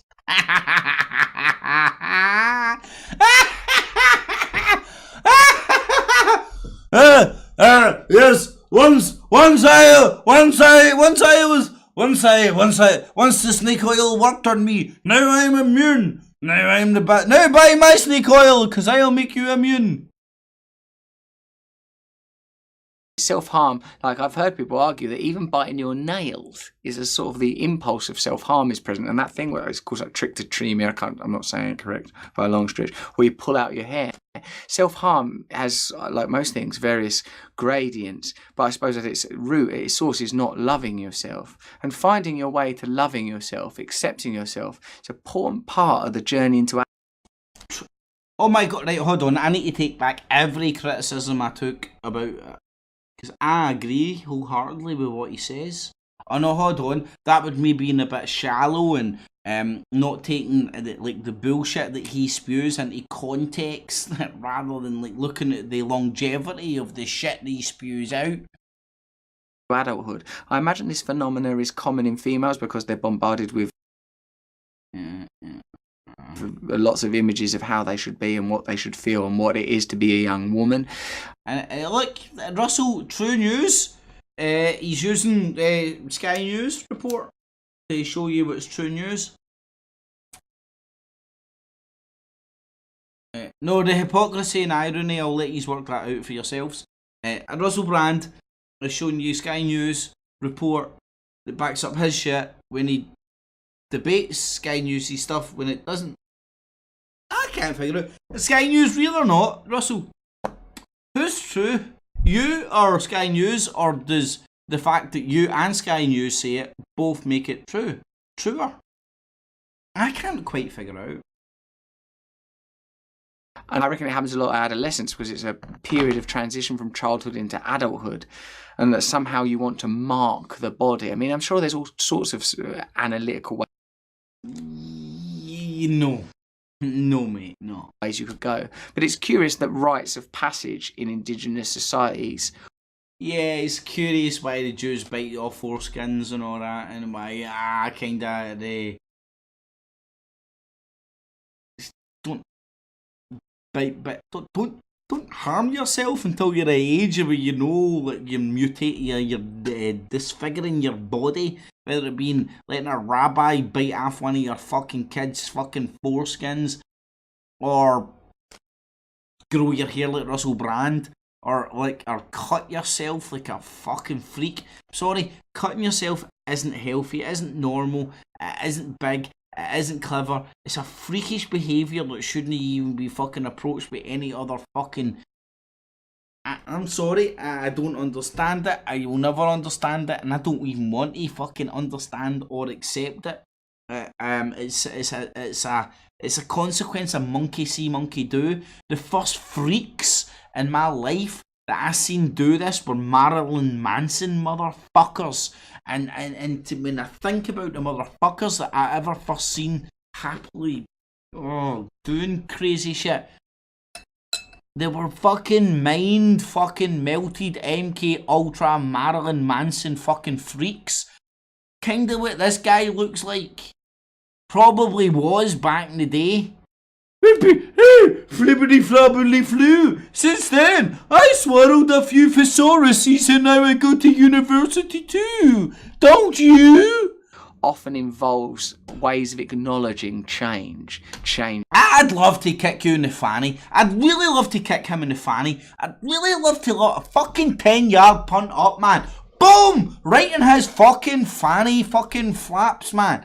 Big pussy, man. Just lift the fuck and then drag his skin tight fucking jeans off and see what fucking biology fucking is lays beneath his shite. Whether he's some sort of a fucking Ken doll or I don't know. What are you fucking weird manifest fucking I'd love to I love this guy, honestly, love him. Love him. Num. Changing the body, changing from a young person into an adult person, often has what about like a butterfly into... What about a moth into a butterfly? Ritualized form to it in societies that are not as detached from essence as the one we live in. And perhaps... A detached from essence for the one we live in. Yes, take your thesauruses out, I'll let you go and... Yeah, it doesn't make sense. You're right. Go and read your thesaurus. It doesn't make sense. He's saying it to make himself sound big. Yeah, same conclusion I came to. Psychosis are mutations of... Psychosis of mutations of big words that mutated from my thesaurus of today. That today. Fuck you, you wee fraudulent fucker, man. I imagine stringing them up on a fucking washing line with his fucking beard. That'd be beautiful, man. Impulses that would be catered for in a society or a culture that was more connected to spirit, by which I mean to who we are in essence, as opposed to who we are in essence. Yeah, who are you in essence? Who are you in essence? Go and boil your fucking self down, motherfucker. Form how we should be externally. So yes, we're all part of this mass hypnographic universe. Are we here? Are we just computer programs? Who really gives a fuck? Just tuck your dick between your arse cheeks, make it look like a vagina, and walk around clucking like a chicken, 'cause it's cool. So I feel that it is an external condition. It's being imposed upon you externally, and but the thing that's being... Just tuck your dick in, mate. I won't judge you. You look like a chicken. Just do it. Manifest internally is not necessarily a bad thing. I know it's not, actually, because I know that you are not bad or broken, but are in fact beautiful. By the time Emily was 15, she was resorting to self-harm daily to try to deal with her emotions. Right, here's the brilliant bit where like Russell Brand melds into Sky News, and where the one agenda through the two mediums becomes very clear. I think I was just... This is Sky News, by the way. This is Sky News. So overwhelmed with life. Like, everything changes when you're changing schools. Sure you weren't bullied for being fat? Like, everything is just... I'm sure it was fatness. Always constantly changing so much. Ada said she would be bullied for fat. Stab in the dark. Stab in the dark. Pressure on you. When Emily stumbled across web forums...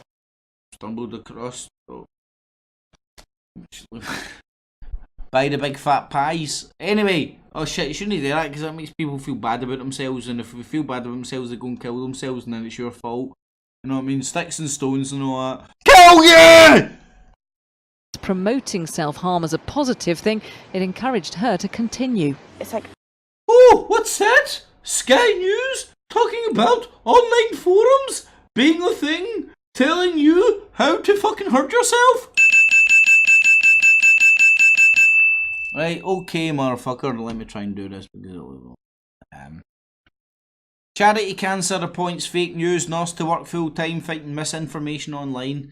This is the cancer charity fighting alternative views of cancer treatment. Using online voodoo motherfuckers as an excuse.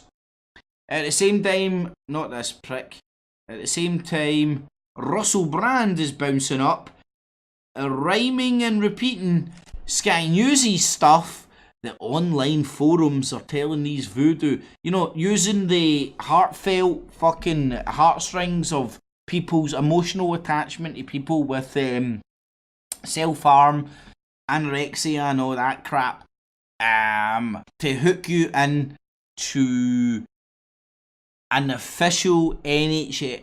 Do you know what I mean? Hopefully you can see the point I'm making here. Hopefully you can see the point. Russell Brand is in cahoots with Sky News and what's this? The Independent. The Independent. And this meme that trace it back to its originality and you see the different fucking Muppets bouncing up and parroting the shit. Sorry. Hopefully that makes sense. I'm hoping you see those lines. So, I'm kind of at a loss, kind of at a disadvantage here, and I really need your help if you would. Okay, first of all, the fucking, like a lot of people love to do, it's like the head, and through the whole broadcast or whatever, the head doesn't move. It's just the head fucking, call it framed in the shot, right? And obviously you can tell he's a lizard as well because you can look at his eyes and you can see the lizard slits. Not that he's just got studio lighting to make his big baldy fucking dome look good, but either or. Sorry, I'll stick with you, mate. Be so kind. I'll look for your feet. I'll be so kind. Oh, here, mate, I've got silky fucking tights on. You want to rub my legs? Will you be so kind? Back in the comments below, like I'm having. Oh, he's got a voice like he's rubbing my legs when I get silky tights on, isn't he? A genuine difficulty. Yeah, I've got a genuine difficulty now seeing this perverted cunt through different goggles because he seems to be a bit of a slimy pervert. Trying to sort of fathom and understand. Yeah, I'm trying to fathom and understand how you understand when you're sitting and. And the methodology or the morality, obviously, behind. Yes, I really can't understand that. And it's really beyond me. You know, fucking hell. Here, mate, come here. Bring your pot of cash over to my house. I'll slap fucking 10 bills of shit out you, take your cash off you, and then I'll try and remind you, humanity. You daft, you fucking walloper. Find what it is I'm about to talk. I just can't understand it. You know, I butter my bread on one side and then I drop it on the floor. I expect it to fall on the other side. Ooh! Talk about and. Listen to my. It's like silky smooth tights. You know, confession time. Confession time. I'm a real cunt that's acting all of this. A complete actor, and there's people that's actually broke this guy down well better than I ever will. This is just one of my ones when he tried to pretend. What's the fuck? Oh, it's like sticking your finger up your arse, pulling it out and smelling the shite and going, I really don't know what's going on in my ass. What the fuck? What the fuck is going on in my ass? What the fuck? You know, I'm really a lovely person. I grease cock and You know what I mean? The biggest, poofiest, fucking slimiest, fucking fakest, fucking biggest fucking lights in the fucking faciest, fucking cuntiest cunt fucking ever! And he stuck his finger up his arse and he's pulled it out. He's like, oh, what the fuck are these kernels of corn?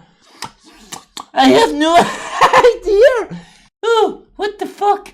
I can't understand why my finger smells of shite. I'm a nice guy. I'm a nice guy. Why's my finger full of shiting?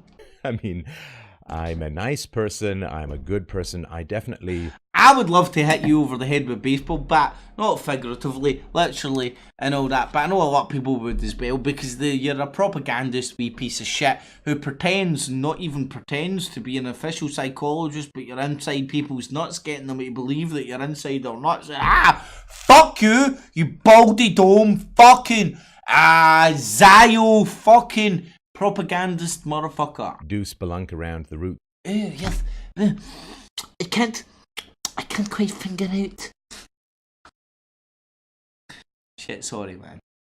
It's of immorality, but I kind I of do have like a my difficult Dwayne. time processing or understanding the mindset behind some of the stuff that we're going to talk about today. We're going to talk about some bad stuff today. Yes, I'm going to do 2 fingers up my ass today. 2 fingers. 2 fingers. Brace yourselves, people.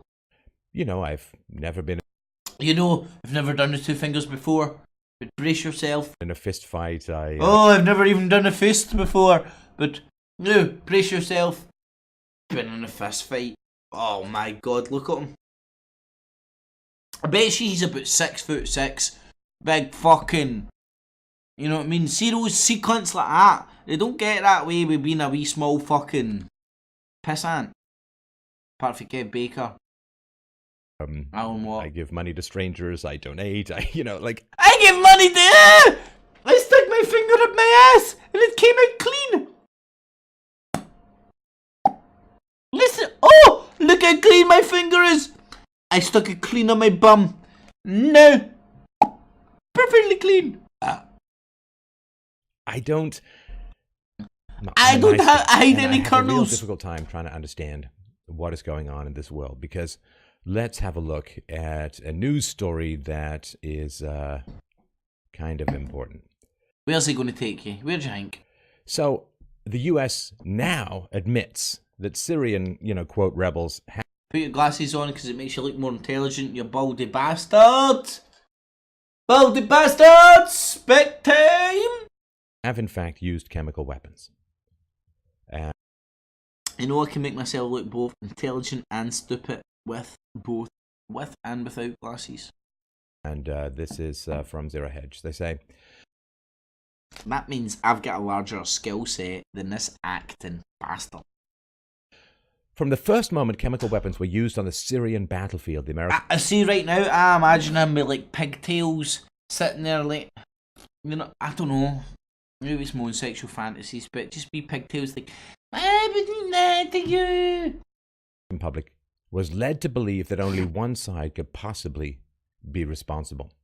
The constant refrain in the echo chamber of US government officials and the mainstream media was that only the Assad government possessed chemical stockpiles and the technological capability. Oh, by the way, I'm criticising him, not the narratives he's spinning.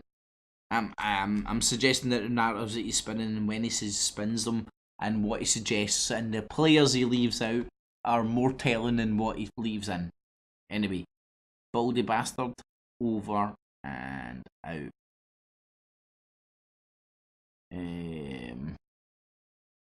Fake news versus fake news. Get me Roger Stone. Oh wait, I can't get a hold of Roger Stone because he's been suspended from... I heard fucking hard on there. Oh, I don't know. Winky's guy. Winky's man. Alex Jones was like, hey, fucking hell, man. You're hired. You pretty little girl are hired. Twitter. I'm getting no signal from it, sir. You're sacked. And You're hired. SJW trolls have been... SJW trolls mama taught me how to use curling tracks this morning. My mama knows how to use the AR-15 just as good as Daddy Tones does. My mama told me how to comb my hair this morning, make me look like a pretty girl. I look like a pretty girl. I get all the attention from pretty boys. I'm a pretty girl. I get attention from pretty boys. Yeah, my mama told me that's like a box of chocolates. Make yourself look fucking good. You never know if you get picked. My mama said my hair's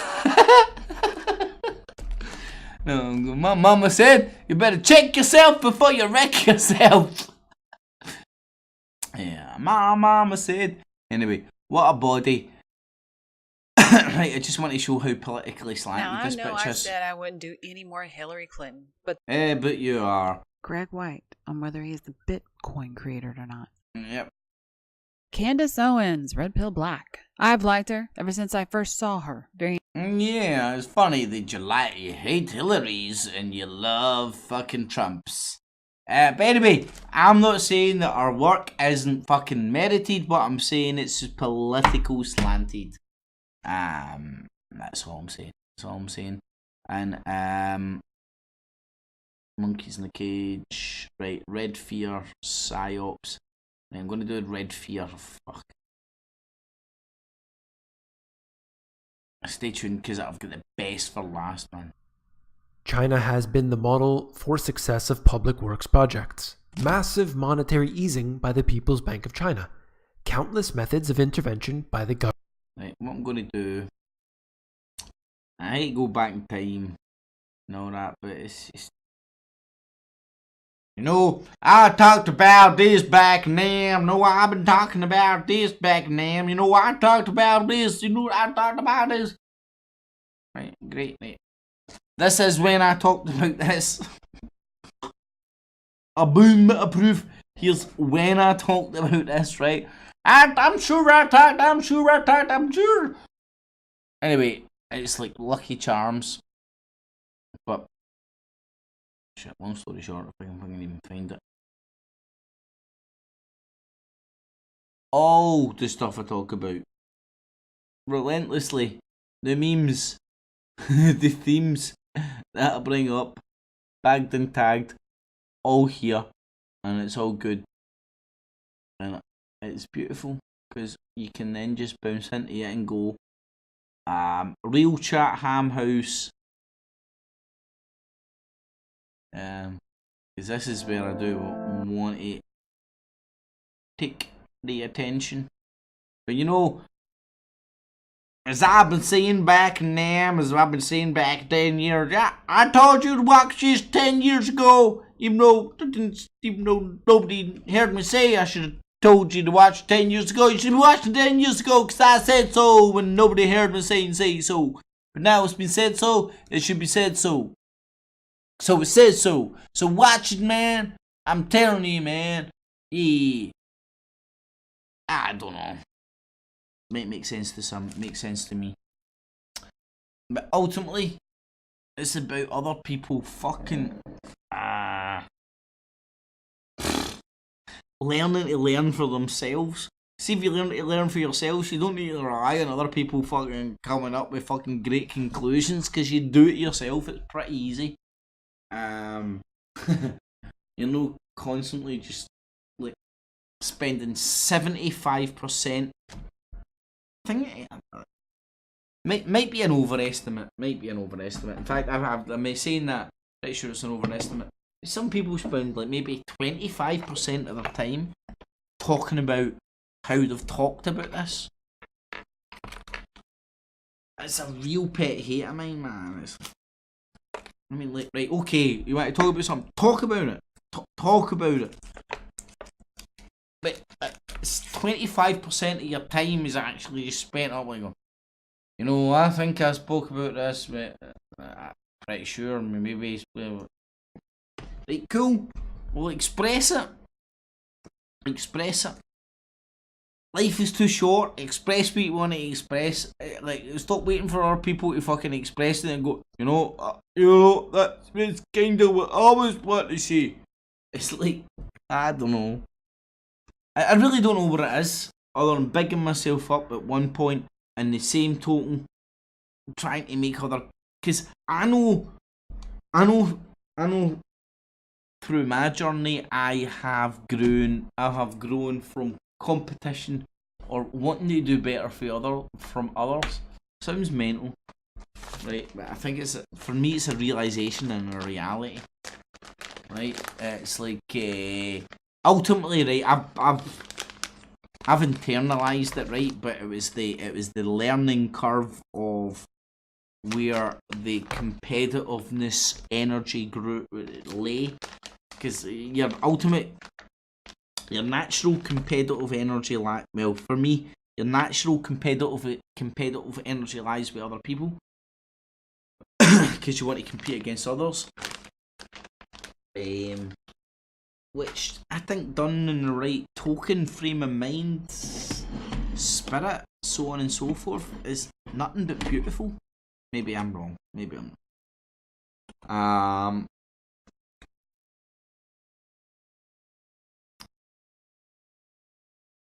But ignoring that competitive spirit, because I see that competitive spirit amongst us all, it makes us want to do better. Or make us try harder. Now, I'm not talking about turning the hamster wheel for somebody else, but that makes you want to turn your hamster wheel more for you.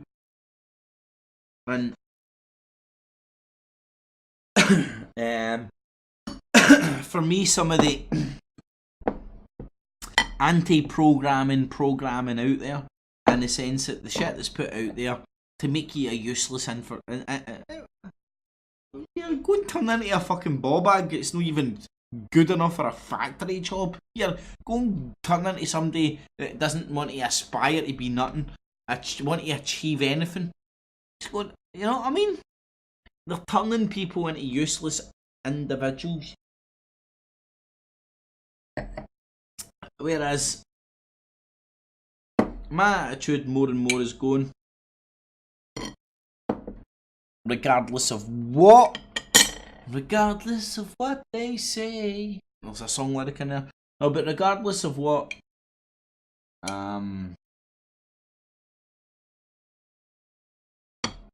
regardless of what they put in our way, you just get on with it, man. That's it. Aye, that is it. Regardless of what they put in our way, we get on with it, man. And that's... Aye, it's got to be in it, man. Regardless of what they say, we've got to go on with it. Anyway, shit, sorry. Get into this. What time is it? Come on. This, subscribe to this YouTube channel. Watch a lot of their stuff. This is what the elite douchebags are talking about. This is like question time for people that are above question time.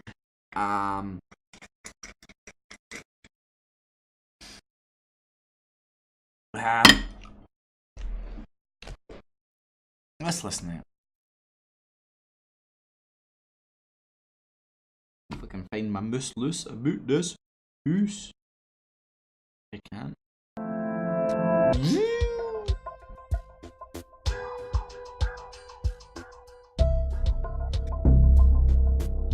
Good morning, everybody.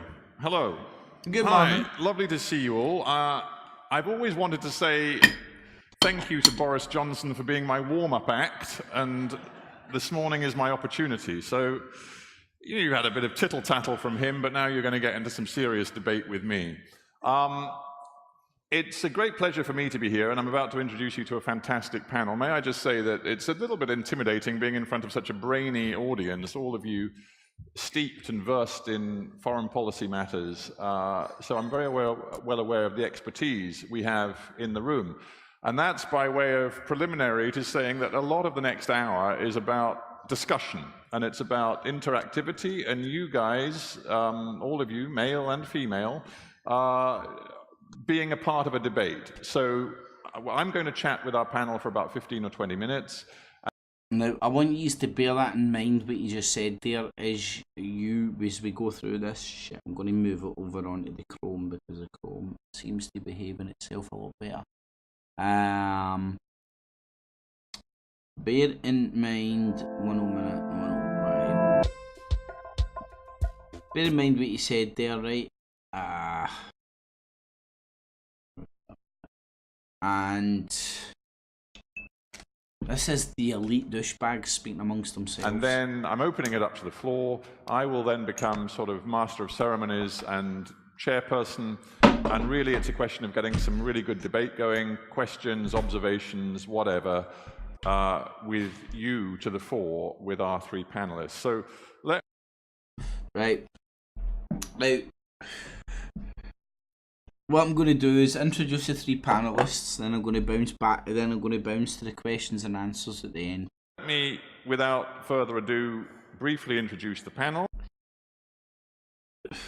MI5, World Trade Organization, and CIA. And immediately next to me, I'm sure many of you will already know her, certainly recognize her, Eliza Manningham-Buller, Baroness Manningham-Buller. She is the co-president of Chatham House, which of course means that she's rather proud of this event, but more particularly she's also vastly experienced in security and foreign policy affairs, and was the Director General of MI5 in the period from 02, I believe, to 07. So welcome to you, Baroness. Next to Baroness Manningham-Buller, we have Alan Wolfe, who is Deputy Director General of the World Trade Organization. He served as chair of the Foreign Trade Council. He's an international trade lawyer of very long standing, dealt with a whole series of disputes over many years. Many of them made headlines around the world, and also I don't think Alan will mind me saying, a veteran public servant whose public service, I think, goes back to the Ford administration. So you've seen a few presidents come and go in your time. Google says it's not found any evidence of anti-policy violations on its platforms. The Honourable, and I say that advisedly because Mary Beth Long has served at such senior levels in the US government that she gets the Honourable title. So lovely to see you here, Mary Beth Long. Mary Beth is co-founder. Right.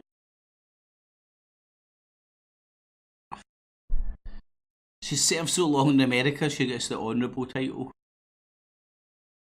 Go and look into titles now. And principal of the Global Alliance Advisors Group. She has, again, a vast amount of experience in security and international affairs. She was Assistant Secretary of Defense with responsibility for international security affairs, which covered Europe, the Mideast, and much of Asia. She also is a very experienced former official inside the CIA at high levels.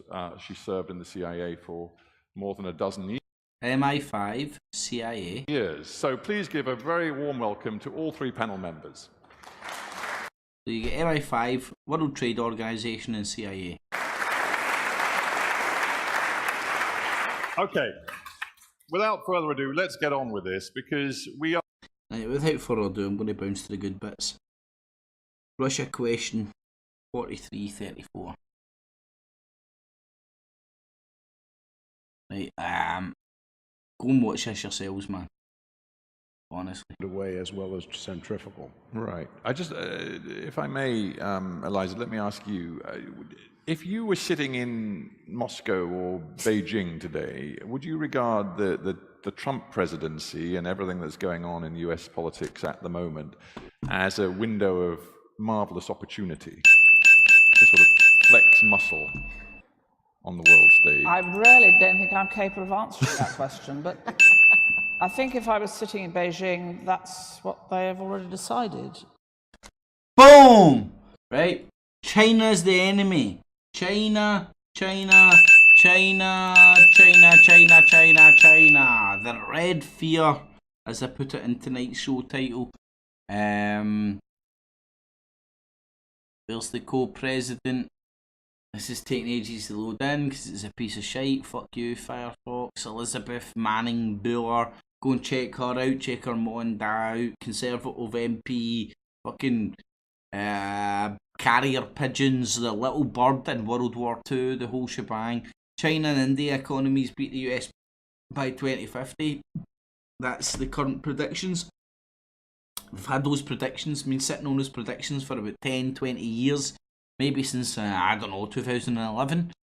2001. Sorry, that's what I meant to say. China imports Russia S-400 missiles. There's the S-400 popping up again. And China tests new spy drones near space drone. It's the red F.E.A.R getting hyped up again. Government, and yet the nation is still unable to get the growth that they were trying to achieve. Is this the world dragging China down? You came here for the truth, so let me unveil that for you. Today, we are going to look at China. Let's begin. This is the PMI, China's manufacturing PMI and China's services PMI. Looking at the... Right, I don't pretend to understand all this shit fucking completely. What I do understand is there's a fucking economic warfare, currency warfare, been going on for some time now that they're hiding from everybody, apart from the elite scumbags who are sitting in forums like this, talking like this, laughing amongst themselves, knowing what's really going on. And certainly Russia wants to reassert itself in various ways, and if there are gaps, if there are vacuums, they can be filled. Beyond that, I haven't anything planned to say. Listen to this, important. Well, that's interesting in its own way. Thank you very much. Right, let's. We'll have one. We'll have you, sir, and then we'll come to you two. But we'll just get the mic. Well, I feel I have to reply to this question because I'm mostly sitting in Moscow, not in Beijing. Mr. Pushkov, I know. Do introduce yourself, just okay. so we. Yeah, Alexei Pushkov from the Russian Parliament, upper chamber. I think that what happens in the world is. I got it wrong. This is a guy for the Russia Parliament, upper chamber. Much more defined by long-term trends. And somebody put it right here, that China is not yet at the stage when it can become the international leader, neither in the Organization of the World Trade or even in world politics. So the notion that somebody can profit from this American, as you put it, insecurity or uncertainty, I think it's a bit, it's a preliminary notion, I would say. It's too early to say that. The United States have a huge might that it has accumulated over years. And I don't think that any power in the world can directly question this might, neither Russia nor China. Neither Russia or China. Hold on, I've got something coming in. Don't worry folks, P.H. Zura. Agnes can go and stick her finger right up her fanny, the Alex Jones Bobby sucking bastard. I'm off to fund some titties. Oh fuck. I'm trying to play that and I'm canny. Let me sort right, hold on, that's what I need to do. I need to do the main screen. There we go. This and then. Don't worry folks, P.H. Zura.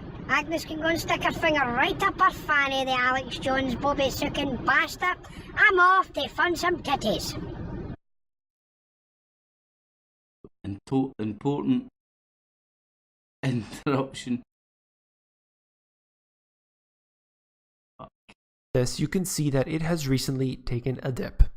Many people would suggest that this has increased over the past 2 years, and so everything is doing just fine.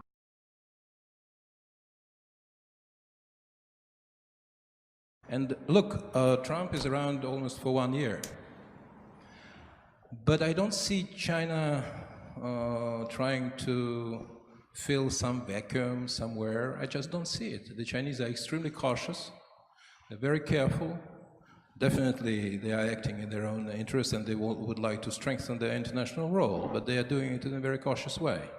Now, what has changed in Russian policy? Basically nothing. We started the operation in Syria when Barack Obama was in place, not Donald Trump.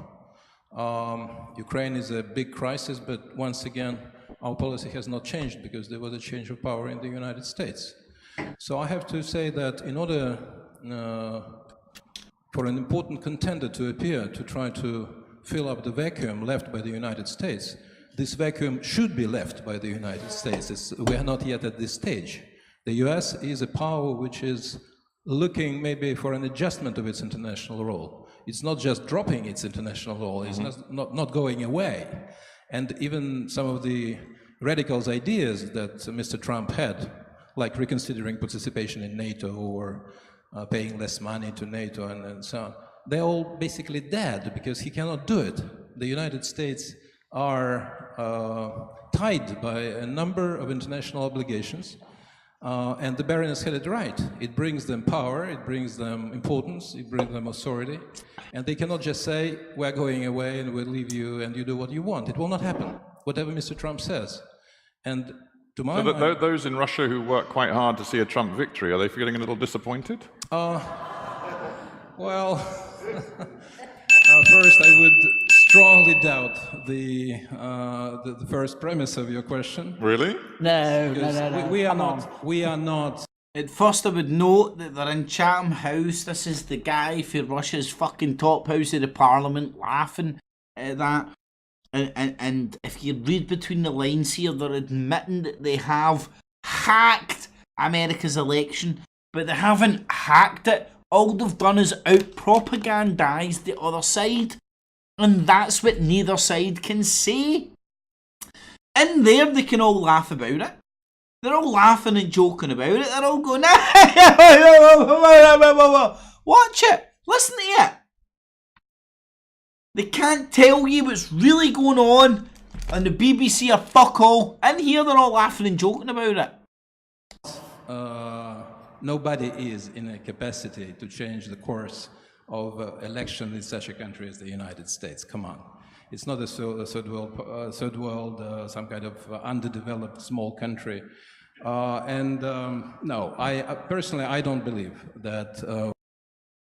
Did you see everybody laughing when they said United States wasn't some third world developed country? I thought it was funny. Everybody in Chatham House is like, it is. You can fucking change that election easy. We had any influence on the US election. Actually, it was recognized by Mr. Obama, who said that the result was not affected from outside. And if you look, it may not have been affected, but there was an attempt to influence it. I'm saying that whether we were capable of affecting the elections or not. He's not saying that there was an attempt. And this is where you get caught up in all the bullshit. Russia didn't do anything to fucking sway the election. Of course Russia's got a fucking... Oh, man. Anyway.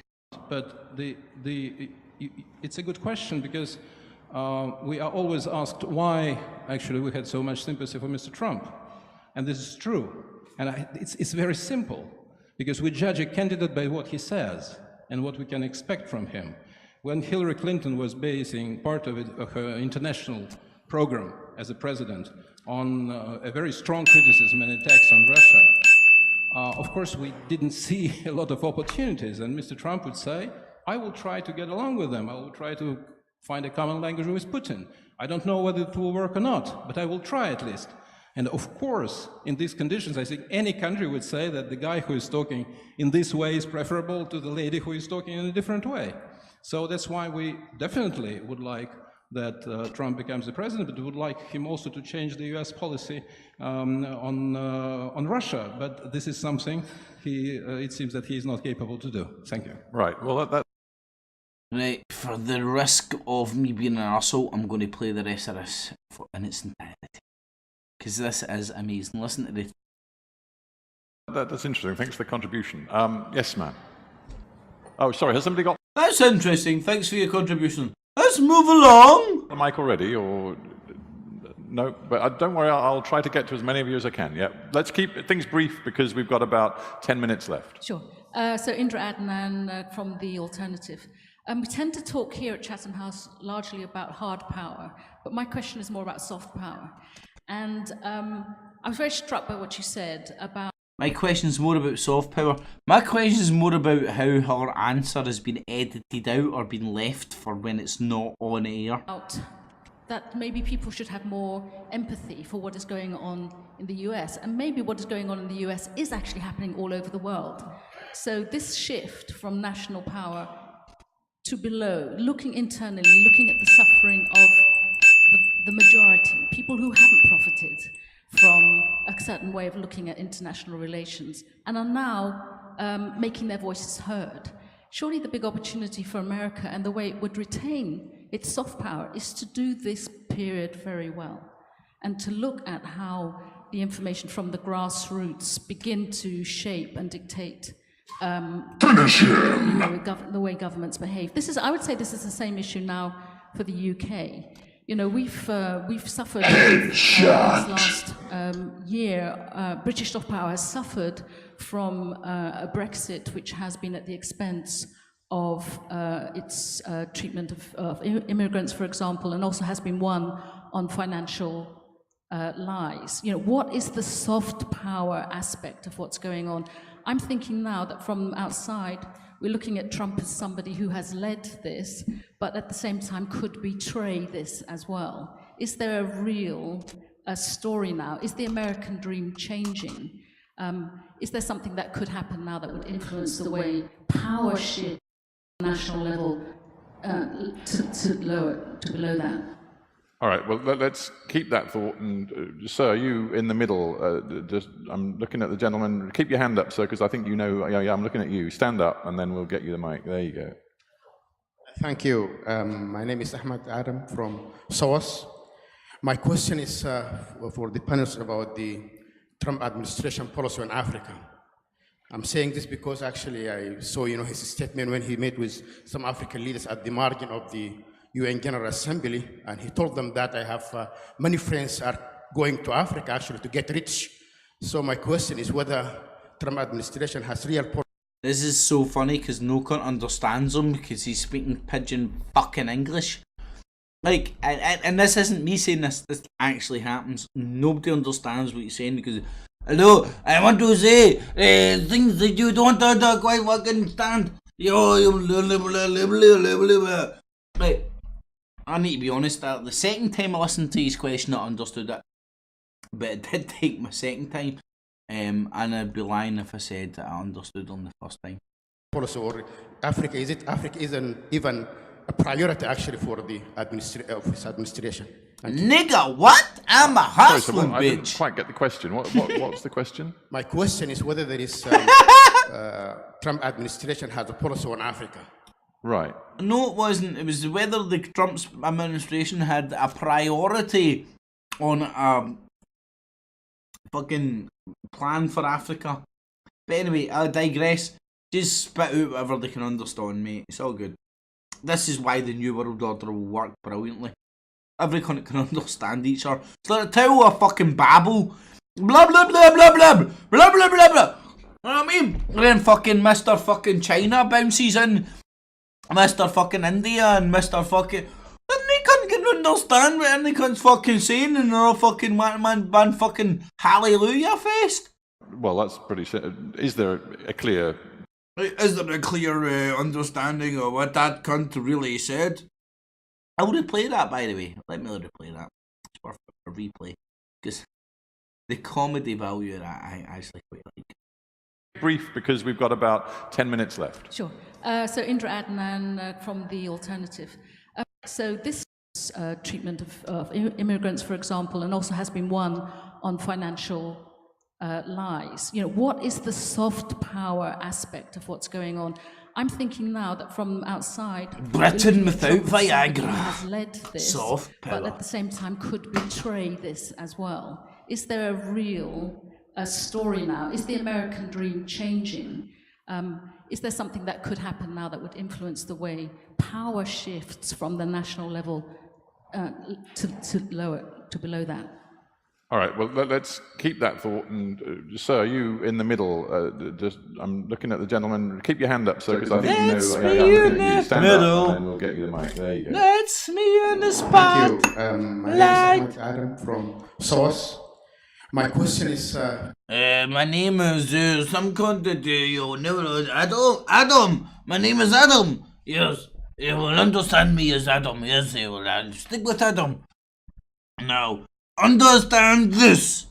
I will speak in plain English for your Chatham houses to understand. For the panels about the Trump administration policy on Africa. I'm saying this because actually I saw, his statement when he met with some African leaders at the margin of the UN General Assembly, and he told them that I have many friends are going to Africa actually to get rich. So my question is whether Trump administration... I have many friends. They will sell you Nigerian prince transfers. I must have contacted you by email. I'm very sure I contacted you via email. Administration has real policy, or Africa isn't even a priority actually. Nigga, what? For the administration. Nigga, what? I'm a hustling bitch. Thank you. Nigga, what? Sorry, sir, I didn't quite get the question. What's the... Sorry, sir, I didn't quite understand a fucking word you said. What, sir? Question? My question is whether... What's your question, bitch? It is, My question is, I changed my question. I make it more simple now. Yes. You make it more simple. My question, Africa and you. Trump administration has a policy on Africa. Yes, it makes more sense. Right. Well. Right. Did you hear that, guys? Right. Right. Stop wasting enough time on this guy. Move along. That's pretty simple. Is there a clear Trump policy on Africa? Is there a clear Trump? What? Nigga, what? I would be one of the ones to resist saying that there's a Trump policy towards Africa. There are many Africas. And I think that's one of the mistakes that previous administrations... Some bitch got to get us a fucking horror and atlas. Hey, bitch. Woo! Yo, elitist bitcho. With the fucking heels on. I like heels. But anyway, keep the heels on. But get down on them and I'll show you a map. There is one Africa. I understand the point you're making. I don't want to patronise you. I understand the point you're making. But bitch, there is only one Africa. But anyway, I digress. She's in Chatham House and I'm not. So that Americans tend to do globally. You can't have a policy toward Africa. You have a very important policy towards Somalia. Black people, enslave them. Make them eat fried chicken. I don't know. Policy against black people? You can't have one? I'm sure history would disagree. But Somalia. Black Lives Matter. Against Boko, or against... Boko the scam. Terrorism. Boko the Haram scam. There you have policy towards... Nigeria, fucking Johnny Go Lucky. Or Nigeria, with helping with Boko Haram. Cough it out, hen. Cough it out. Hold on. 52-34. Let's just let this bitch cough it out. And that's no fair. Terrorism. There you have policy toward Nigeria with helping with Boko Haram. Come on! Cough. Somebody give her a locket. You have a very important policy towards Somalia against Boko, or against terrorism. There you have policy toward Nigeria with helping with Boko Haram. Right, who do you think she's been hanging around with when she comes out with Hezbollah?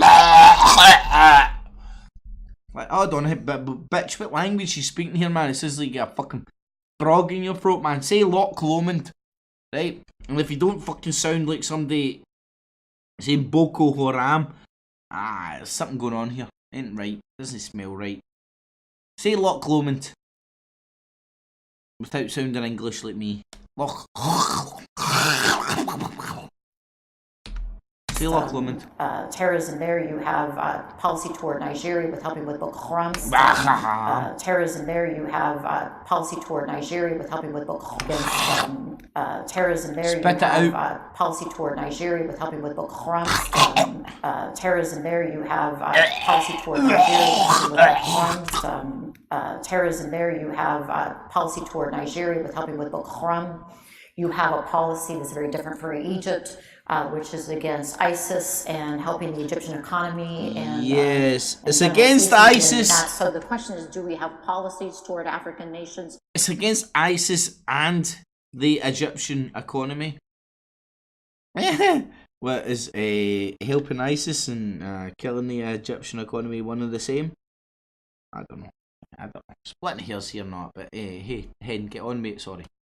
Yes, absolutely. And the commitment to that is represented by the Africa Command, which is less than a decade old. Back in the room. And the unfortunate death and boots on the ground of African Special Forces in Niger and other places in order to train and contribute to local forces dealing with either Al-Qaeda or ISIS or local terrorist organizations. All right, and I'll get to more questions there, but just on the soft power point, I'm just interested, Alan, you as I said at the beginning, have a wonderful range of experience, and you've worked with or looked at closely a whole host of US presidents. In terms of the United States as a brand around the world, what do you think the impact of Trump is? I know there was one pretty extraordinary poll which suggested that in a host of different nations, including many friends of America, populations surveyed said,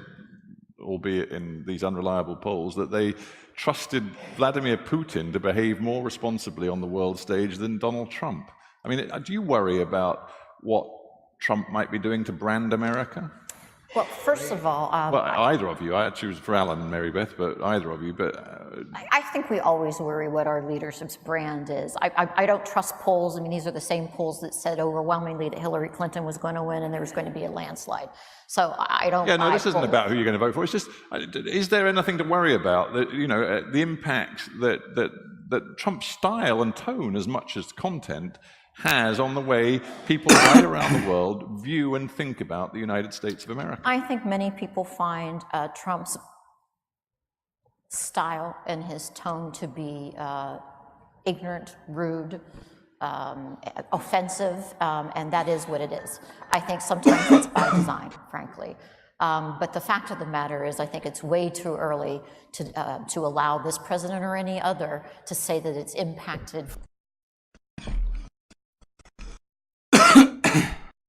Is if Mr. Trump were here and you asked him if he believed in soft power, sorry about the fucked up audio, you would find that he would embrace that immediately. Yeah. He's more in the hard power school. On the other hand, there's continuity in U.S. policy. There's continuity towards Africa, continuity towards the World Trade Organization.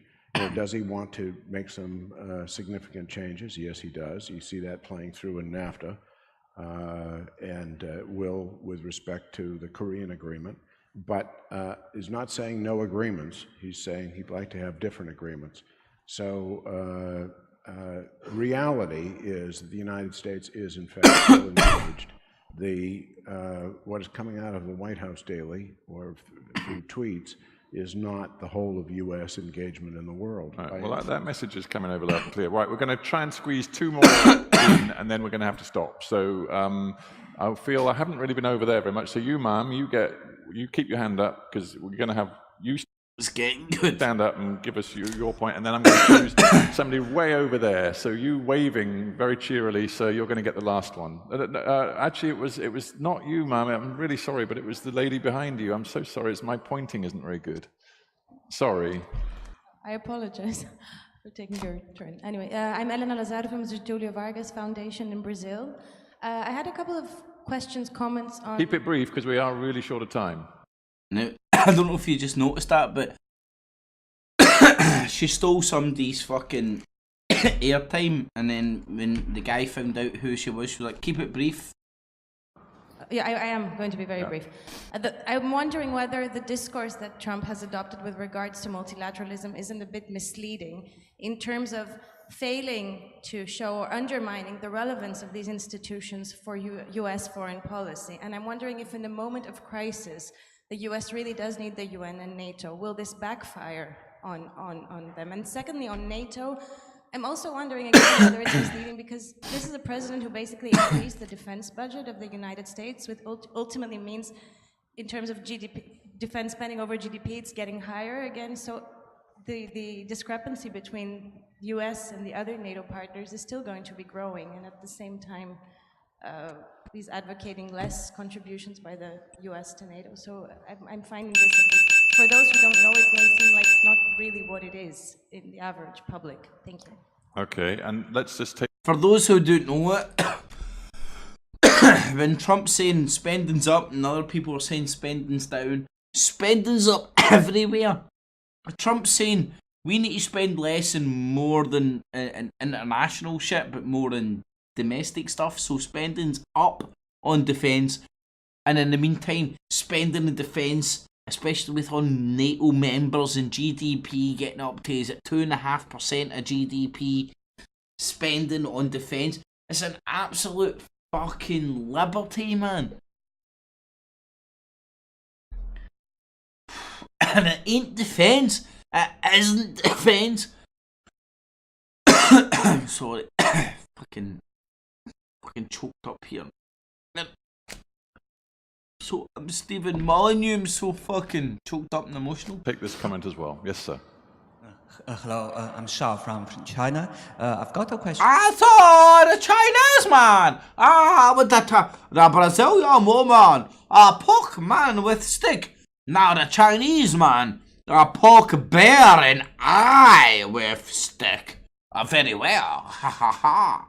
Anyway, Big Trouble in Little China and fucking Little London. Concerning the policy decisions in the US, because as Mr. Johnson just mentioned that Mr. Tillerson talked about the 4 no's on the North Korean nuclear issue, while the president seems to talk about fire and fury and the destruction of North Korea. So who has the final say in the foreign policy of the United States?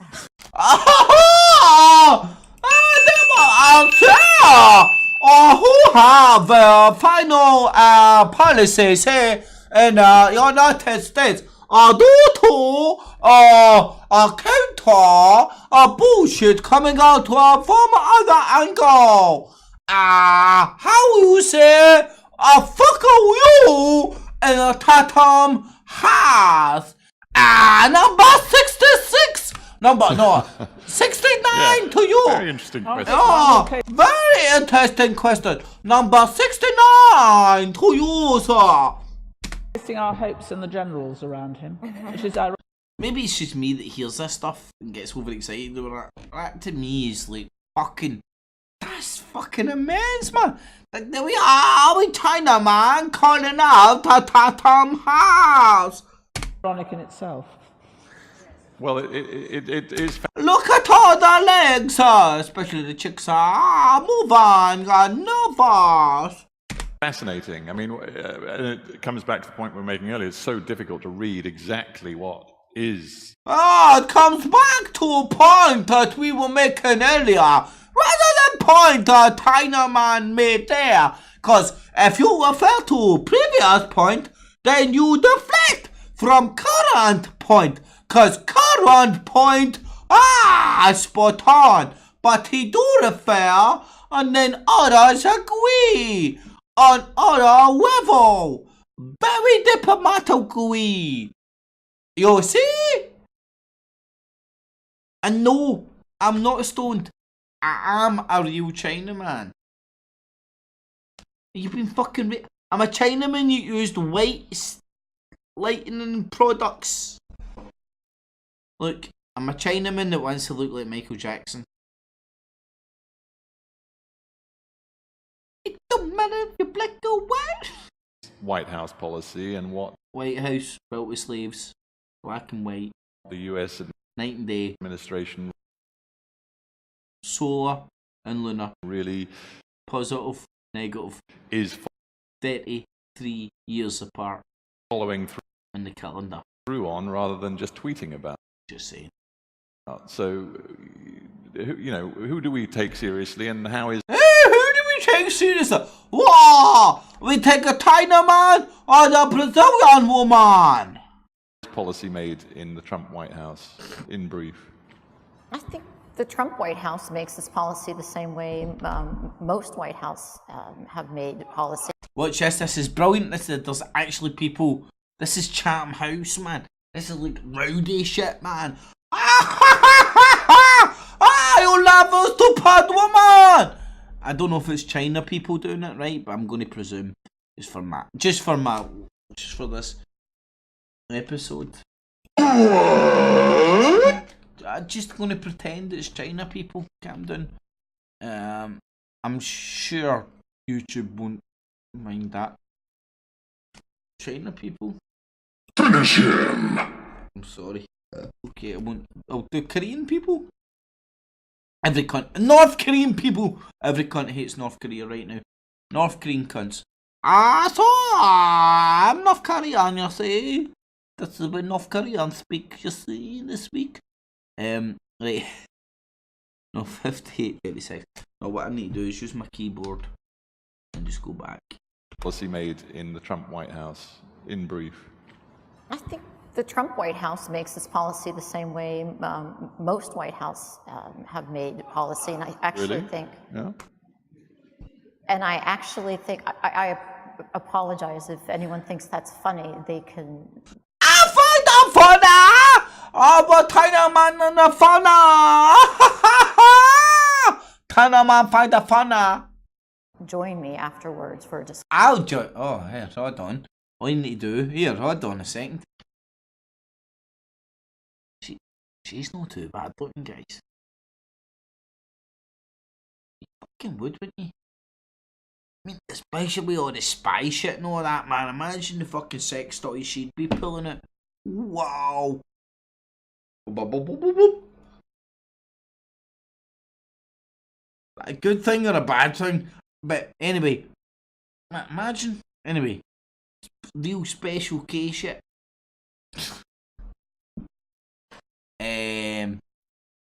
All you need to do is turn up at one of our interviews in Chatham House, call her out, and she'll ask you to go and chat her up later on this discussion.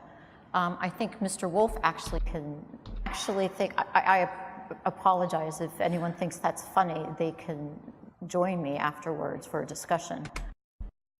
Beautiful. Fucking beautiful. Yeah. And I actually think I apologize if anyone thinks that's funny. They can join me afterwards for a discussion. Right, now I'm going to maybe cut and paste that and colour it. I find it funny. Anyway, I digress. Look at her long hair, man. Tell why she's a spy. Didn't you?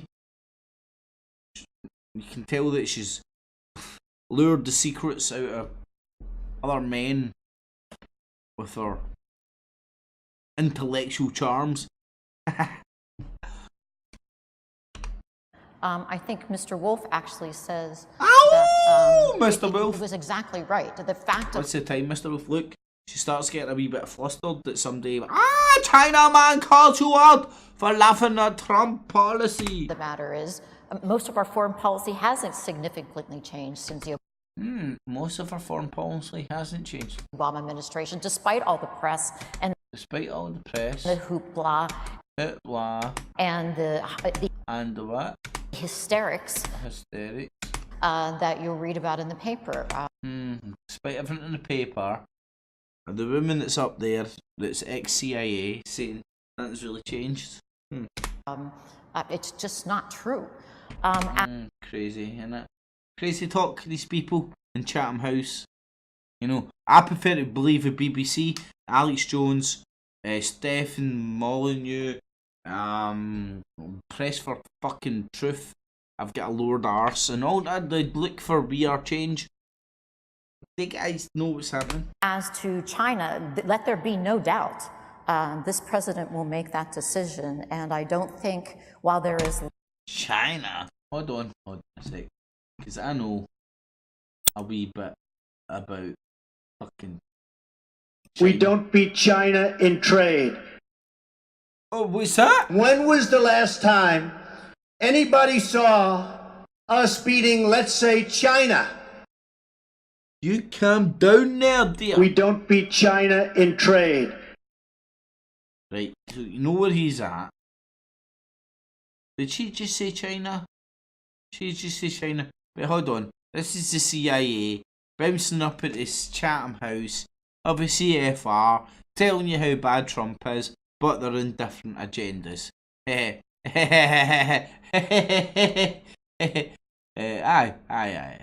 Light between what Secretary Tillerson and the president said at various times because of timing. We are doing everything we can to avoid conflict with North Korea. Yeah, we're doing everything we can avoid conflict. Well, Donald Trump's threatening every other day. China has been a tremendous partner. Yeah, hold on a sec. Hold on 1 sec.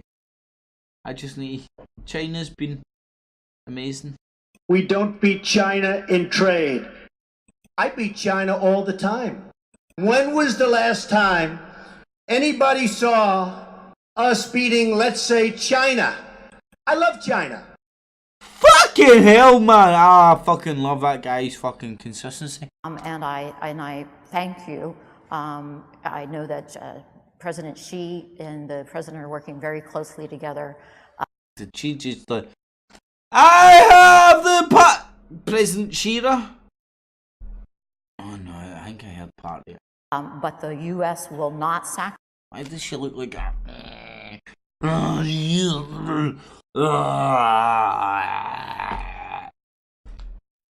Sacrifice its territorial integrity. We will not sacrifice our territorial integrity in the South China Sea. Yeah, okay, hen. Yeah. Integrity and sovereignty. Fucking just go balls out and start bombing cunts, man. Then I'll respect you more, To man. the threat of a North Korean either EMP Did I or say nuclear Bernays? weapon. As to the EMP or nuclear weapon. I don't know if you noticed. Let me get this out of it.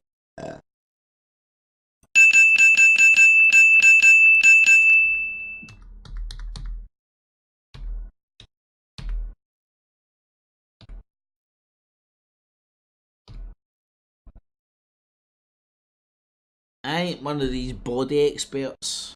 Conflict with North Korea. China has been a tremendous partner, and I thank you. Why I'm not telling you? But what is that? I know that President Xi And I know that. and the president are working very closely together. Oh, look how lovely my fingers are all of a sudden. But the U.S. will not sacrifice but script its territorial integrity and sovereignty to the threat of a North Korean either EMP or nuclear weapon. EMP or nuclear weapon from the script. As to the Brazilian young lady, I think you're confusing U.S. expenditure. Oh, Brownie! Yo, Brownie! Domestically on defense, which is going You mentioned she's brown? No. Brazil, Brownie! up, and what it wants to spend internationally. Brazilian who happens to be brown. For multilaterals, two very distinct issues. We are not increasing our spending on multilaterals that I'm aware. What we are increasing our domestic, we're what we call is regrouping from 12 years, in some cases, of foreign deployments. And I know you had another question and I missed it. Well, it was about whether the whole administration stance on multilateral institutions might end up backfiring, might weaken those institutions and you know, the US and others might then regret the weakening of those institutions. Well, if we say, which nobody disagrees with, that ultimately we all act in our self-interest, but our self-interest, to avoid conflict, Alan's point, requires us to work with such institutions even when they are not perfect. And if we decide that, or America decides, you know, to bail out, which I agree it hasn't, but to retreat significantly, it does require others to come forward. And it's not clear yet that that's going to happen. So, I mean, Since the fall of the British Empire, Britain's prided itself on its soft power. And I'm afraid I'm slightly more simple. And this isn't like a conspiracy, this is what gets said, and when you understand what soft power is, then your conspiracy becomes real. Because you understand what goes on. But then ultimately a lot of these people were thinking of the Machiavellian mindset where it's for the benefit of the better, ours, us, over the other. And you could argue that, and the people that turn the citizens against their own things. I'm of a different persuasion, man, but I'm just in a different world. Sympathetic with the laughter about foreign policy because it is very contradictory. I mean, regularly it seems to me the President contradicts his Secretary of State. Maybe this is for domestic political reasons I don't understand, but it's quite confusing for the rest of the world. If you'd been in your old job, would you have found that somewhat alarming? That Yes. You wouldn't be able to read what was happening? I don't have to be in my old job to find it alarming. You had a few more levers at your disposal in your old job. But anyway. No. I was a public servant, Stephen. Yeah, all right. Anyway, I know there's loads more questions and comments on the floor, but unfortunately, as always, time in. Did you catch that? Aye. Did you read between the lines of that? I was a public servant, Stephen. He's like, aye, right. Yeah, like, you get that? You hear that? And I don't know if you get that. If it's just me. You should read something from that. That's them people speaking amongst themselves. No, I'm not telling you, or they know the truth, or they know. But they're certainly closer to what's going on than we are. And it's all the shit that a lot of us think that's real. A lot of it is scary stories. Halloween makes us scary stories made up to keep us scared. Without approaching any of the proper stuff. Oh, robot's gonna come tickle your butt. I mean, everything's gonna kill you, man. The technology's gonna kill you. Yeah, technology's constantly gonna get better. Man, you better make sure they don't invent the gun. If they invent the gun and bad people get in fucking charge of the gun, bad shit's gonna happen. Bad people got in charge of the gun. Here we are. Invent the phone. Don't let people get in. Don't let bad people get in fucking charge of the phone. If they get in charge of the phone, bad shit's gonna happen. Don't let them get in charge yet. It's my argument. So fighting to uninvent or disassociate yourself with the fucking technology. Engage, embrace, and master. And I don't know, can be called a maniac for fucking having that attitude. But anyway, fucking happy fucking Halloween, every cunt. It's went one bells. Hallows Eve. I've had an amazing one, man. You know what? I ain't gonna even say it, I'm gonna do it, man. But today was a fucking sign for me, man. And sponsored by Ron McKenna. Oh wow, business. Thumbs it up, share it in Facebook, Twitter, Google+. Patreon, PayPal. Big thanks to everybody that does, by the way. Big thanks to everybody that does, man.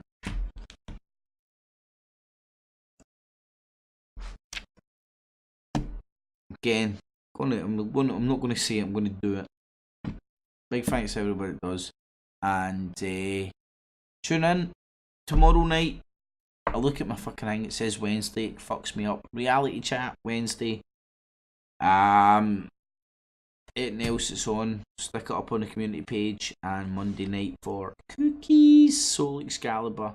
So thank you very much, everybody, one and all. Oh, sorry, what I was going to say as well, anybody that's kicked around, I'm going to open up a hangout. I'm going to bounce in for a wee bit, actually. I've still got a wee bit of energy left. Not for the live shit. But, if I can even press the button that I'm looking for, that would help us. Oh, fuck. You know what it is, man? You try to keep fucking...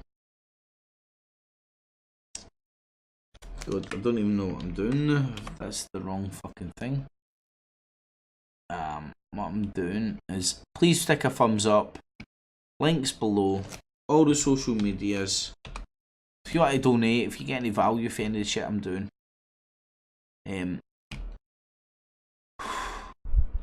feel free to participate. And you're going to see what I'm going to be doing over the next wee bit. So, feel free to bar into that. I catch yous all on the next show. Jeez.